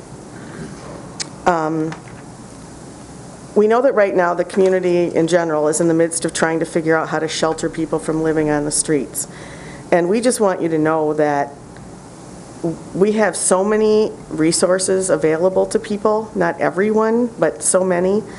And but the housing just isn't there. And someone else here is going to address some vouchers, other voucher situations that we might be losing. But one-bedroom units particularly are important. And we just need your help, and we want to voice your support for the county to take a lead role in the creation of an affordable rental housing in Grand Traverse County.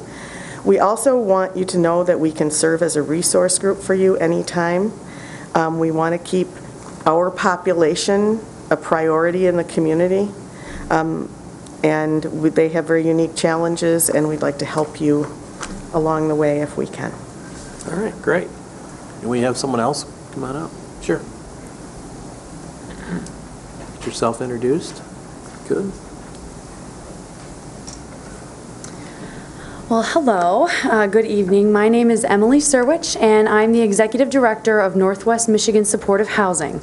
I'm also, incidentally, the chair of the Continuum of Care that the group Tina just talked about.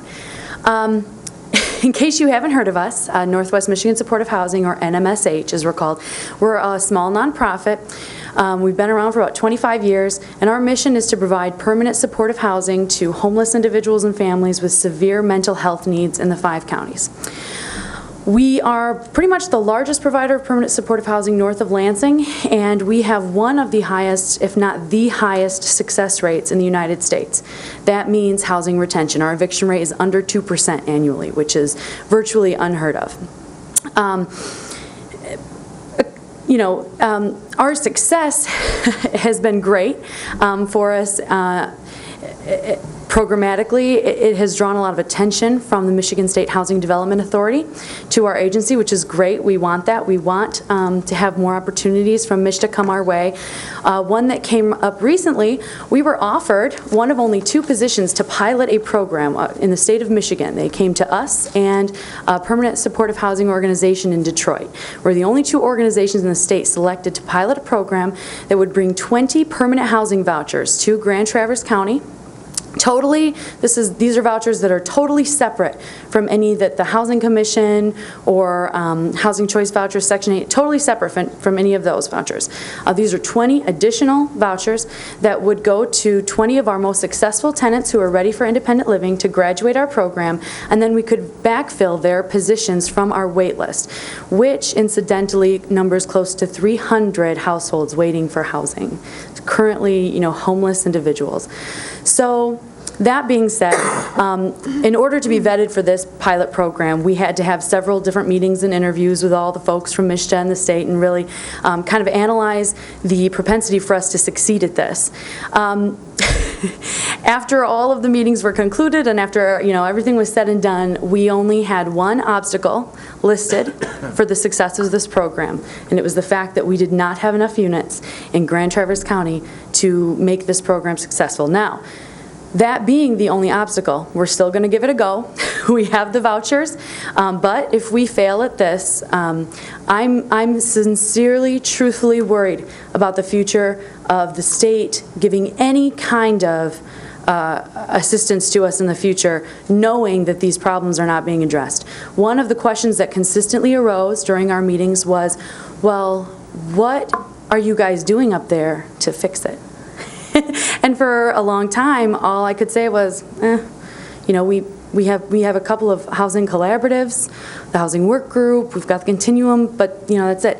Just recently was I able to say, well, we're actually working, our elected officials are actually working at putting a housing task force together. And that was a slight glimmer of hope when it came to actually getting this thing, through that level.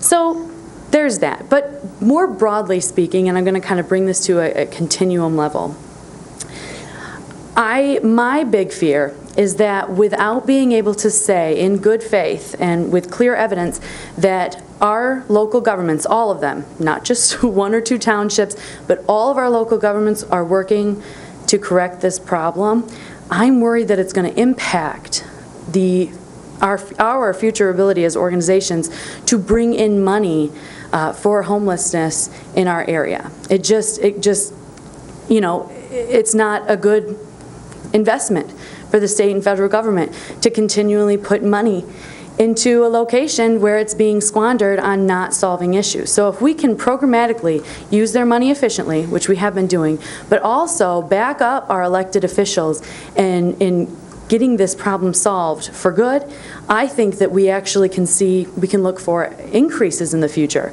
And so that's kind of where I'm coming from, both broadly speaking on a continuum level, but also on the level of, NMSH.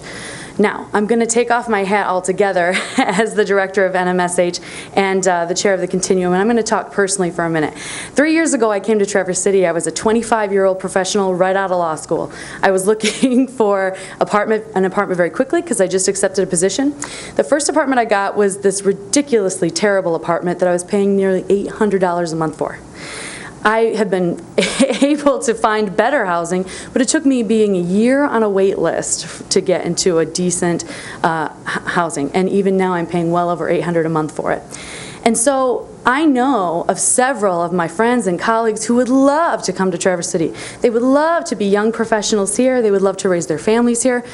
But there is just no feasible way to find housing, and that acts as a deterrent for our young professional growth. And I really feel like it's important that we at least have a good faith showing that we're working on it. So I would just request that the commission really, really be an active part in this process. So that's it. All right, thank you. Any other one? Yes, come on up. Sharon?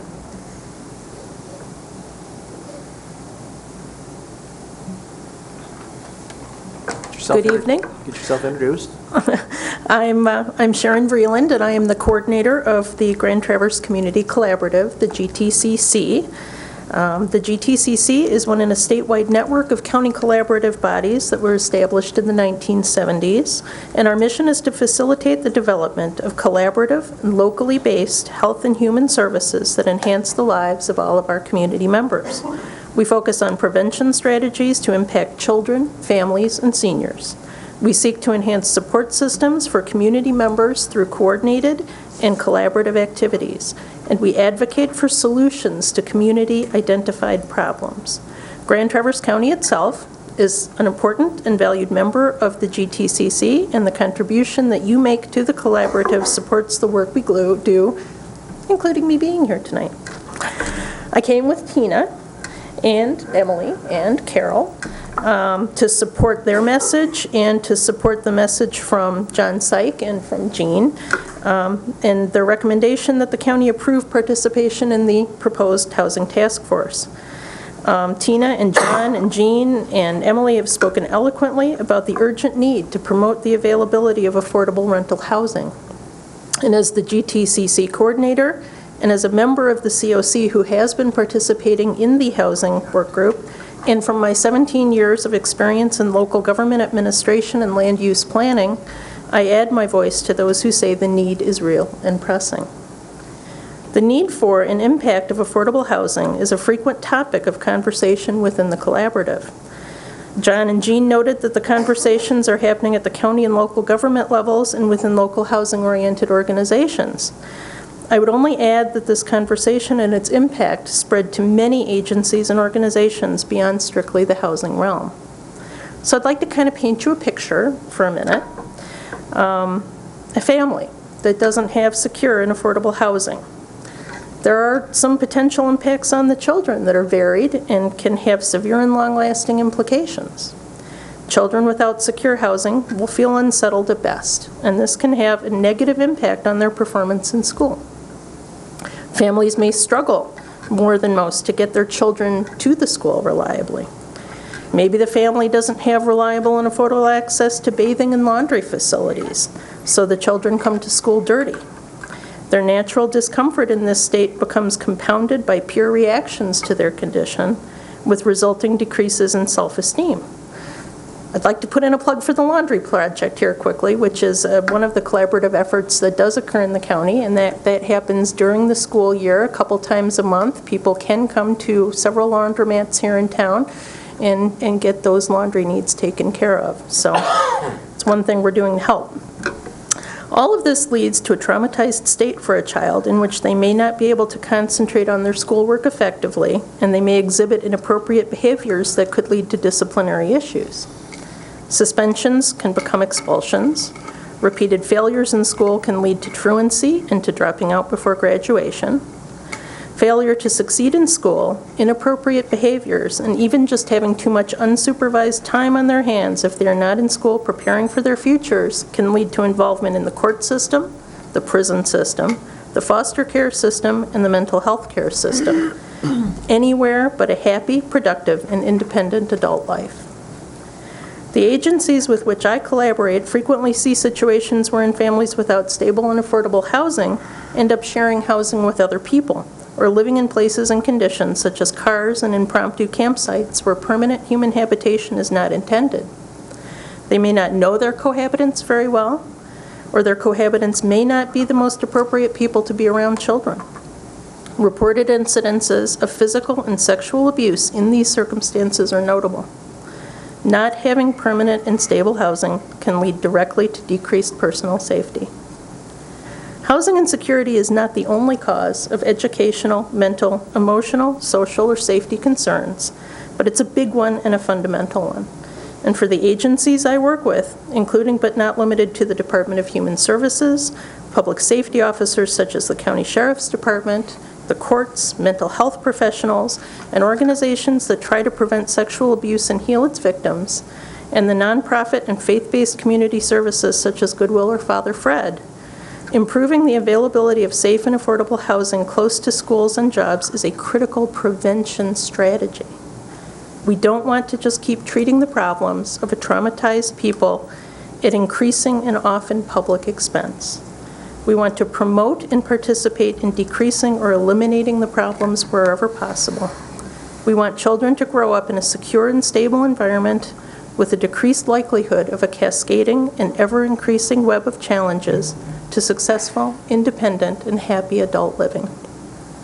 With this in mind, I say along with those that you've heard from, the county taking a lead role to create affordable housing in Grand Traverse County is sincerely appreciated and would have far-reaching impacts in the human services community. Our collaborative partners, and myself in particular, would be very pleased to serve as resources to this important discussion and to be included in the discussion when and as appropriate and helpful. And just like to thank you for your time, dedication, and consideration. Thank you for coming this evening. We appreciate your input. We have.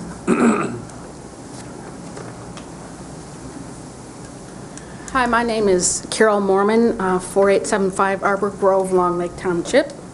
I work for Goodwill as the housing director, and in community-based services, I'm vice chair of the Continuum of Care and facilitator of the housing breakout group at the Continuum level. And I first want to commend this body because it is in Grand Traverse County, not in the city, that the greatest affordable housing developments, in terms of largest number, are happening. Goodwill was delighted recently to be awarded tax credit funding for a 36-unit multifamily development, which will come with project-based vouchers. Keystone Apartments was developed through tax credits a few years ago, and the WODA Group is soon to be breaking ground, I hope, on their funded Brookside Commons. Together, that's 132 units of safe and affordable, well-funded housing. And of those, 60 or 65% are permanent supportive housing for people with special needs.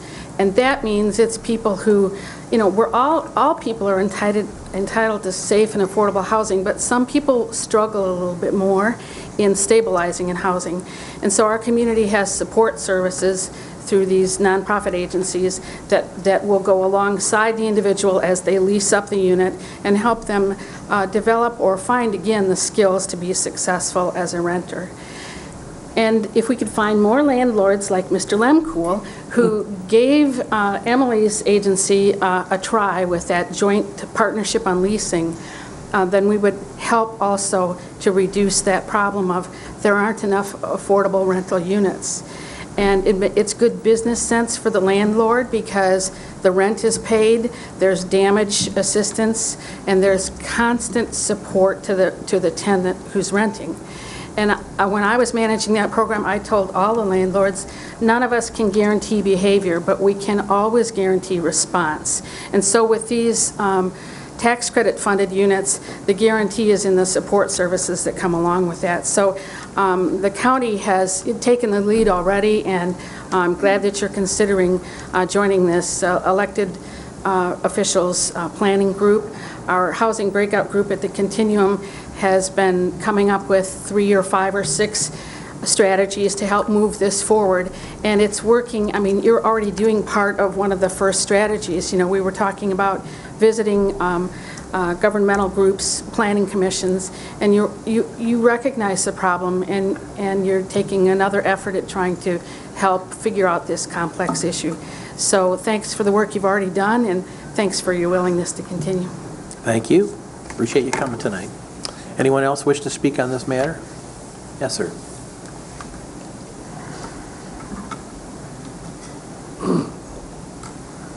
My name is Tom Mayer. I live at 612 Fifth Street in Traverse City.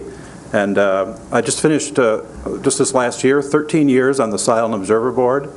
And I do know that a lot of teens had been involved in violent crimes, some things that weren't necessarily brought to light in the media. And I also know by helping out and offering tickets to events to students at the Traverse City High School that it's possible. And I just asked there behind over here a second ago, but I'm pretty sure I was told that close to 190 or 200 students of the 400 students at Traverse City High School are essentially homeless. I'm going to check that fact, but I believe I was told that. And I have communication with the high school. That worries me. And it also puts a lot of kids in risky situations, you know, where they're at risk when they're not in school. So I'd also just like to add, because, you know, I'm a concerned citizen, I am running again for county commission, and I'll be running for the 2nd district seat. Thank you. Thank you. All right. We can stick to the topic matter. We do have an additional public comment. Any other person wish to speak on this matter? Yes, Lisa, come on up and get yourself introduced. I'm Lisa Levy, Village President of White Lake. And on a personal level, I can relate to the homelessness because I have kids in both Kingsley schools and Forest Area schools, and a lot of my kids, all ages, have seen friends and people that are homeless that are living in their cars and things like that. So I know it's a problem. As a community leader in a town center, I can tell you that a lot of these people are drawn to our town centers, and we offer some of the services that the outlying townships and things like that can't offer. So the only thing we don't have is the housing. So I would just like to say I would like to be included, whether it be some sort of board seat that Kingsley and Fife Lake share, and we can decide amongst ourselves which one of us would take that. but I think Mitch and I would both like to be included in any kind of opportunity there, because we have the same concerns and we see it, and we're the ones getting the calls. So don't forget us. So. All right, thank you for coming tonight. Anyone else? Mitch, would you like to speak?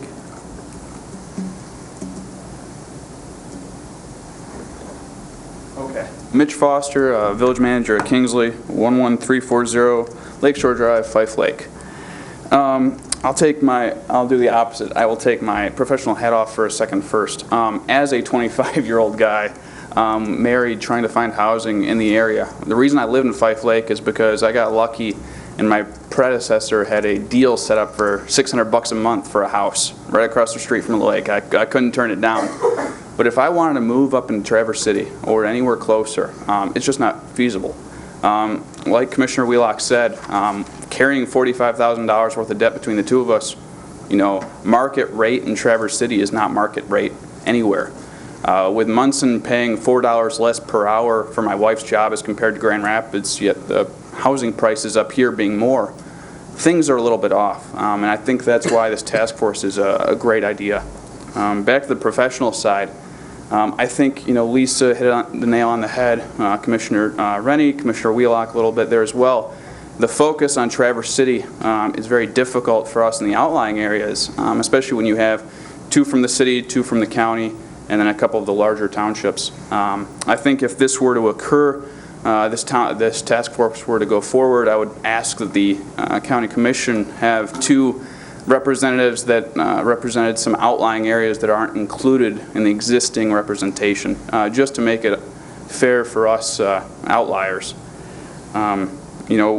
With our EDC research that was done for our economic development plan, Kingsley and Paradise Township are 2 of the fastest growing areas as a percentage in the county. Not only that, but we also, according to the latest test scores, have the highest test scores in the county. That's one of the reasons we have people moving out of the city down to our area. We have the school districts. And so having affordable housing for families that can't afford a $250,000, $300,000 home, but can afford something a little bit more modest. But if we have such a focus on these more urbanized areas on the north side of the county, I think we lose out on an opportunity in our areas that have been recognized by the COG as focused downtown centric areas. Maybe we should start looking elsewhere. Let's see here. We are not unappreciative of the idea, and we understand that this is a good idea, but I think that the result of it, of having the board itself be made up strictly of people that really represent 15 miles outside of Traverse City, unless we have some outlying commissioners represented, I think this isn't necessarily going to be the most representative of a county-wide housing task force. And so I would hope that would be taken into consideration when those positions are appointed. So thank you. Thank you for coming this evening. Appreciate it. Anyone else wish to speak on this matter? Okay, we have a motion on the floor for the approval of the proposed housing task force. Any comments from the board? Commissioner Maxbauer. I do support this idea of a housing task force. My concern is I don't want a group of elected officials sitting around a table expressing concern that we have a problem with housing without specific goals on how to fix the problem. From a personal perspective, just based on the years that I've been on the county board, I would like to see Commissioner Wheelock, who I know has a great deal of spare time on his hands, sit on this task force. And I say that because he's been involved with the land bank. He has probably the broadest knowledge, and he is from an outlying area, Long Lake Township. He probably has the broadest knowledge of what actually can be done, and I would like to see something done. I don't want people just sitting around saying, yeah, we got a problem, what are we going to do? Okay. So that's just my perspective. Commissioner Lathrop. I feel the very same way about Commissioner Wheelock. If he has the time to do it, I hope you take it on. Okay. If we can clear this motion, and we'll get to the appointment. Do you have? My question is, are you going to appoint today, or what are you going to What I'd like to do is clear this motion and refer to the chairman, Lemko, for those two appointments. do? Okay, fine. Are we going to discuss the appointments, or what are we going to do? Yes, yes. Just as a closing remark, before we take a vote, I think this is a long time coming in terms of recognizing the need and really the expansion we've seen over the last 10 years of growth here in Grand Traverse County of 10,000 people, and I'm really alarmed to this information that's come forward to this board about the number of people that want to come up here and live and work and cannot find housing, and the homeless situation with this in the school system is really alarming, and I'm especially concerned about that. So in any event, let's clear, if I could, clear the motion. We have a motion on the floor to get involved in this housing task force. All in favor? Aye. Opposed? Passes. Now I'd like to, if I could, if the board would allow me, I'd like to defer to actually the chairman of the Board of Commissioners, and because that's one of his responsibilities, is to make the recommendation to us at RMA as to the appointment of this board and other boards. So, Chairman Lemko? Yeah, I would like to appoint Sonny Wheelock and myself to that board, if you don't mind. I think it's excellent. I think that, I've got the time. Fine.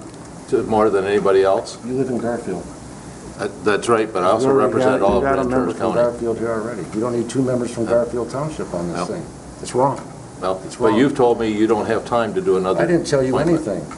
I'm telling you this is wrong. I know, but I'm just Don't be telling saying- me what I told you. Well- That certainly has nothing to do with it. Mr. Chairman? But anyway, that's my recommendation. Mr. Chairman, I would move to accept the chairman's recommendation of Commissioner Wheelock and Chairman Lemkool to the Housing Task Force. Okay, is there a second to the motion? Second by Commissioner Thomas. So we have a motion on the floor, moved by Commissioner Maxbauer, seconded by Commissioner Thomas, to appoint Commissioner Wheelock and Commissioner Lemkool to the Housing Task Force on behalf of the Grand Traverse County Board of Commissioners. Discussion. Believe me, we will be reaching out to the outlying areas. That's totally understood. Okay. And so they will be brought in. And just like the other agencies, we cannot do this without their support and without their programs. Okay, Commissioner Rennie and then Wheelock. Not right. Whether you're going to consider the outlying areas or not, we've seen it for years where it doesn't happen. There's a feeling in the outer parts of the county that they're ignored. This is another indication of that right here. This county's bigger than Traverse City, Garfield, and East Bay Township, period. Okay. And we should spread these appointments out. Commissioner Wheelock. Well, I think the key piece of this is that this is another step forward. Within the last 2 years, Grand Traverse County has decided to quit turning over our housing grants to the Traverse City Housing Commission, and we've put staff in our planning department to deal with our housing issues. We've taken care of that ourselves. We've identified, housing needs, as we spoke earlier, and we've heard from the audience this evening, throughout our community, not all within the core of the Traverse City.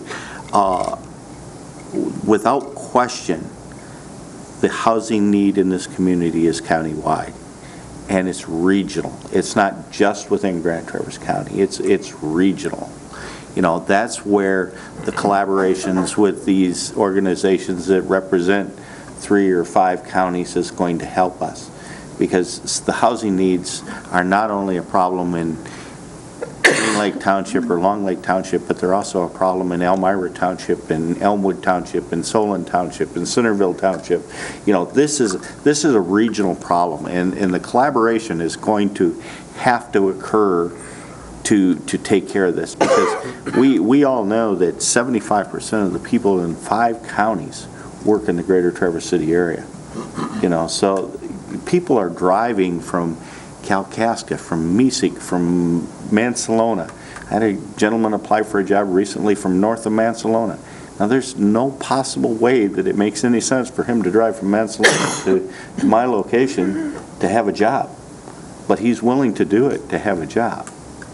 So, you know, housing is a critical need in our community and in our region, and I think this is a move in the right direction. You know,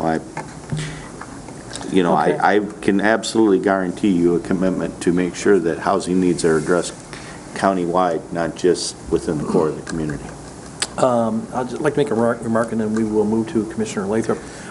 Gene, you've heard some of the comments from the Board of Commissioners about, you know, the need for representation, you know, outside the core population, and we have two great volunteers, leaders in our, you know, the South County that have, I'm sure we give that consideration as well. But so just before we take this vote and some additional comments from the board, we just want to hope that as we go through this process and actually create create the board after we get the elected officials on, that we can put a focus on some of these outlined areas. The focus will be on putting in priorities for development, so it'll be countywide. It is not just the city, the Garfield, it's the larger, but we wanted to focus on the county because you serve Grand Traverse County as a whole. Okay. So that's why we wanted Grand Traverse County to be the lead, and it was the leadership, it wasn't our department that's doing this, it was the leadership of the mayor, the chairman of the board, and the administrator and the city manager. So I don't want you to think that it was our recommendation. We are moving forward under the leadership of you. Okay. Commissioner Lathrop. How many people are going to be on this board total? It'll be 2 from the county, 2 from the city, 1 from Garfield, 1 from East Bay, and 1 from the Housing Commission. Initially. So Garfield, even though we have commissioners that represent Garfield, Garfield gets its own person. Correct. All right. And we may decide to add a 6th. What I'm wondering is why don't we add another commissioner from outside, like Commissioner Rennie? What's the problem with that? Well, it's the issue of the bylaws, I guess. Well, it isn't even formed yet. There's no bylaws. There's no bylaws. So. If you want 3 members. Okay. Well, it can't be. So that would be allowable, Gene? Yes. All right. Okay. Does the chairman wish to add additional member of the commission? I'm going to let the motion go at this point, and then if we decide that we have to get, I would rather have a representative from one of the townships or one of the villages, you know, maybe sit on that. Okay. Okay. If that's all right. Okay. Yeah. You know, because we got 2 volunteers in the audience already from Fife Lake Village and Paradise Township. Okay. So we have a motion on the floor. I'd like a roll call on that vote, please. Commissioner Lathrop? No. Max Bauer? Yes. Lemkool? Yes. Wheelock? Yes. Thomas? Yep. Rennie? No. Chairman Inman? Yes. Okay, it passes with 2 nays. And then, Gene, you will organize that first meeting? Yes, our department will. We will be working with other staff as well. If we can add one of the 2 to that committee? Well, I'd like to get the task force organized first, Chairman Lemkool. Okay, that's fine. We'll get that. Okay. We'll keep them in the loop of all the meetings that are happening. Absolutely. All right. Thank you, Gene. Appreciate that. All right, we'll now move on to the community mental health update. Welcome. And you have the floor. You have 2 particular items. I only have 1. You have 1? Good evening. I'm Dave Schneider. I am the CEO of the Northern Michigan Regional Entity. The Northern Michigan Regional Entity, or the NMRE, is an organization created by the 5 community mental health service boards that cover northern lower Michigan. We cover a total of 21 counties. The NMRE was created for the purpose of serving as the Medicaid specialty prepaid health plan for mental health, intellectual and developmental disabilities, and substance use disorder services. We've been in existence, officially holding the contract since January of this year. And in that role, we manage all of the specialty Medicaid funding for the 21-county area, including Grand Traverse County. What I am here in particular to talk about tonight is changes that are resulting from Public Act 500 of 2012, commonly known as the Pileski Bills, which transfer the responsibility for the coordinating agency for substance abuse services to the newly created regional entities that serve as the prepaid health plans. So under this act, by October 1st of 2014, the Northern Michigan Regional Entity has to assume the responsibilities of the Substance Abuse Coordinating Agency functions for the 21-county area that it serves.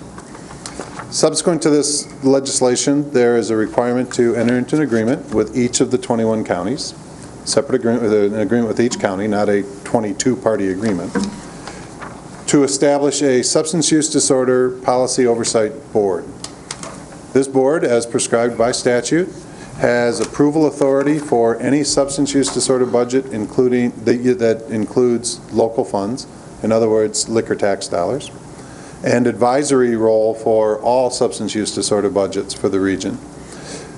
More than that, in the technical advisory and in our intent, is that this board serves as an advisory body for our substance use disorder function. We've created a structure that has one member from each county, but allows for the NMRE board to appoint up to 4 additional members in order to get the kinds of membership we need. Excuse me. It's recommended that we have epidemiology represented if we can get it, that we have providers represented if possible, that we have people who have lived experience with substance use disorder represented as possible. So what my governing body has instructed is that once we have the appointees from the 21 counties, if there are gaps we need to fill, our board would appoint the additional members to get that representation. So that is the main purpose of my visit, but I'm also here to answer any questions you may have and to help you understand the changes that have happened with the prepaid health plan. The other item on here, I teach my staff, know what you don't know, and that's something I don't know. Commissioner Lemko's going to handle that one. Okay. All right. Questions from the commission? Anything? Commissioner Rennie, do you have anything to add? I have nothing to say. All right. So, I've worked with Dave before when I was on the mental health board, and very capable of being able to do this. This is going to be a challenge. There's no two ways around it. Dave and I had a meeting this afternoon talking about mentally ill in our jails. The funding's been cut, and the services have been increased. So how the substance abuse is working with the prepaid health plan is going to be a real challenge for everybody involved. We do have one appointee from the county. Trying to find his name and I couldn't find it. You have a member on the NIMSAS board right now, yes, and I don't have them. And I think that we ought to discontinue his appointment to this new board to make sure that we have the continuity. He also has the background to do it. So, Commissioner Wheelock. Well, I believe actually there's 2 separate issues here, though. It is. The issue of the mental health issue is separate from the substance abuse issue. Yes. And I believe what Dave's here for tonight is to talk about the substance issue. Mm-hmm. And the bottom line is we've been involved in an intergovernmental contract with Northern Michigan Substance Abuse for probably 30 years. NIMSAS is going away. It's that simple. Because of the change in legislation and with the Affordable Health Care Act and the prepaid issue, NIMSAS is gone. So the organization that's going to take over that responsibility is this Northern Michigan Regional Entity. So, I think it's very for me that's a simple thing, is to make a motion to enter into the intergovernmental agreement with Northern Michigan Regional Entity. The discussion about the mental health issues and deals with mental health issues within our jail and within our community, that is a completely separate discussion, which I've had lots and lots of times. But, for tonight, for the purpose of what Dave's here for, I would move to enter into the agreement for substance use disorder services with Northern Michigan Regional Entity in Grand Traverse County, subject to review by the county prosecutor. Second.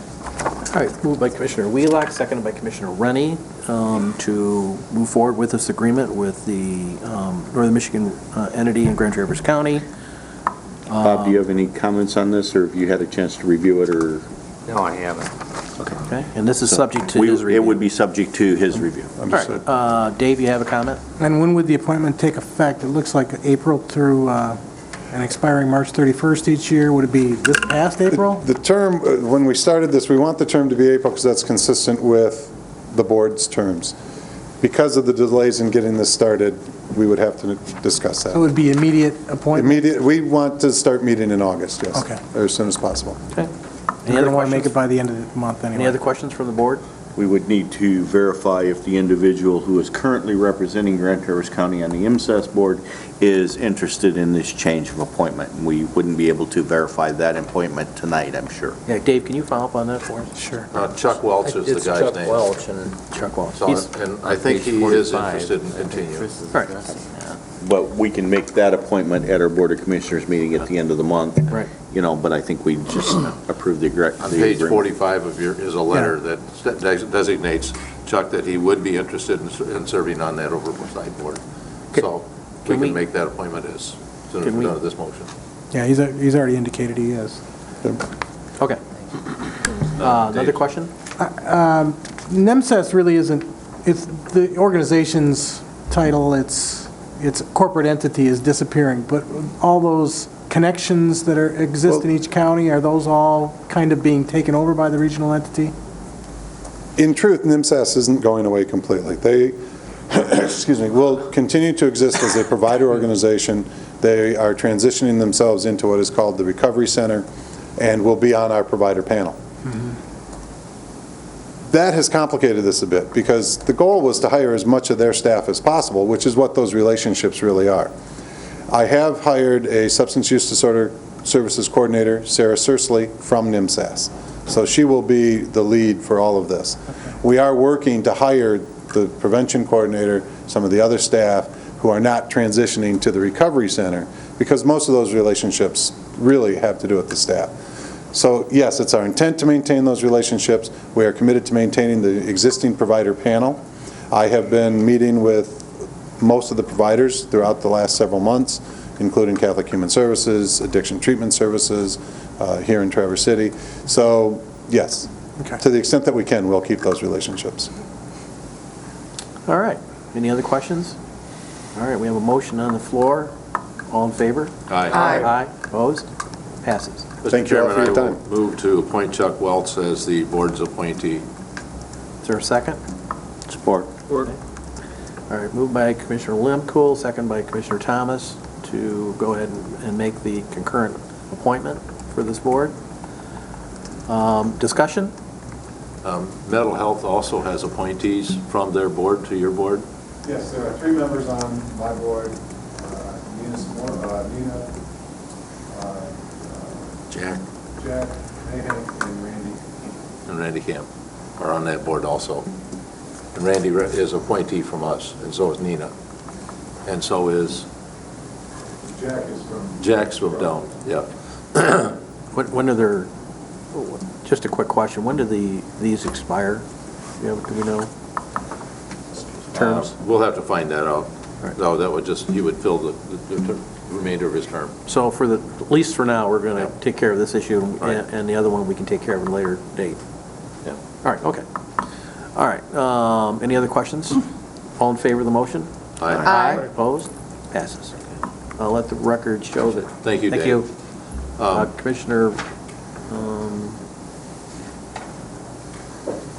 Commissioner Rennie, we just had a vote on that matter. Did you want to vote? Yeah. Okay, can we put down that Commissioner Rennie voted yes on that before we leave that subject matter? Okay. Does that conclude CNH? On the other issue? Yes.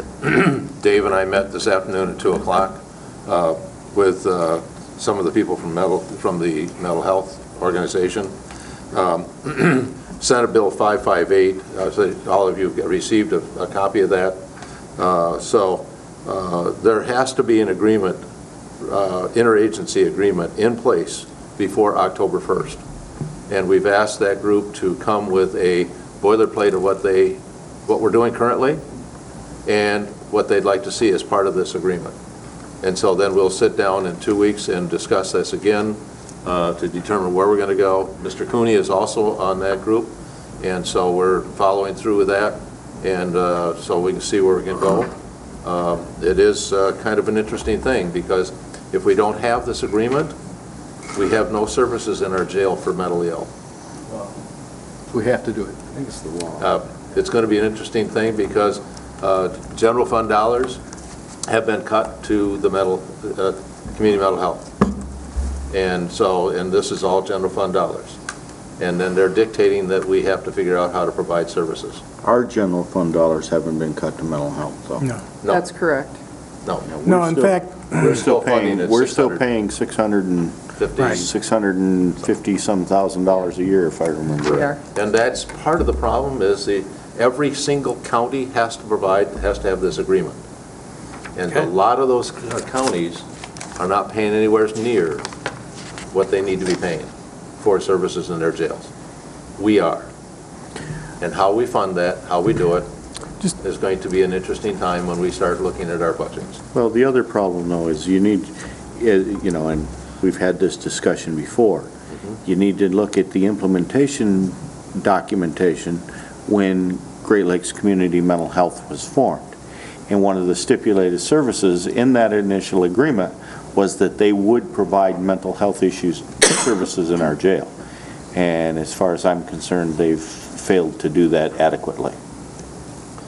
Well, the agreement is I've to mentioned that provide once before, I think. serious mental illnesses which are at risk, one or more of the following: entering the criminal justice system, not receiving needed mental health treatment services during a period of incarceration in a county jail, not receiving needing mental health treatment service upon release or discharge from, or incarceration from a county jail, and being committed to the jurisdiction of the Department of Corrections. So those are the criteria. Yeah, it's And going the to be the criteria is definition of serious. that seriousness that's going to Is be the the issue. challenge. So we've asked, how do you designate serious? And what falls into that criteria? So there's a lot of discussion that's going to go on within the next 2 months. Okay. So that's an update, is that correct? Okay. Commissioner Lathrop. Oh, just a question. I was the impression that that recent law meant that community mental health had to help us out in the jails, but I'm wrong. Depends on how you read it. Well, if you read it, it says if there's, I think the terminology is exactly that. It says, to a person with serious mental illness, you know. So then it comes down to Who cutting defines that? cutting the hairs of what you define as serious mental illness. And if they have serious mental illness, mental health has to be responsible. But if they determine that it's a moderate issue or something like that, maybe they don't. Maybe we have to pay. Well, any You know. help would be good, right? Well, we get about, what are we getting now, about 40 hours a week, 30 hours a week? 20? You know, it keeps going down. 20. You know, originally we got, you know, at the time that the implementation was in place, we had a full-time mental health person in our jail 40 hours a week. 20 hours, And I think now we're down to about 20, if I remember right. So, you know, and a sizable part of that service is the paperwork part of it, not actually dealing with the patient. Symptoms. Thank you. All right. So the bottom line, number 7, says a county is not required to provide funds for the program described in subsection 1. In implementing the provisions of this section, the county is required to expend funds for the program described in the subsection only to the extent appropriately annually by the legislature for the program. Now you figure out what that says. and they cut their numbers. Yeah. So, Yeah, and this is legislation that nobody saw, nobody looked at, and we're trying to figure out what are they trying to do other than trying to divert people from mental illness into our jails.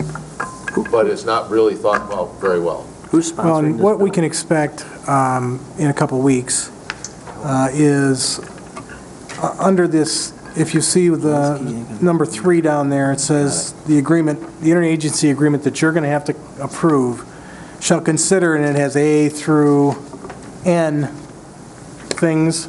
They're going to address basically, put what provisions of the agreement are going to say, and then we're going to have to debate that language.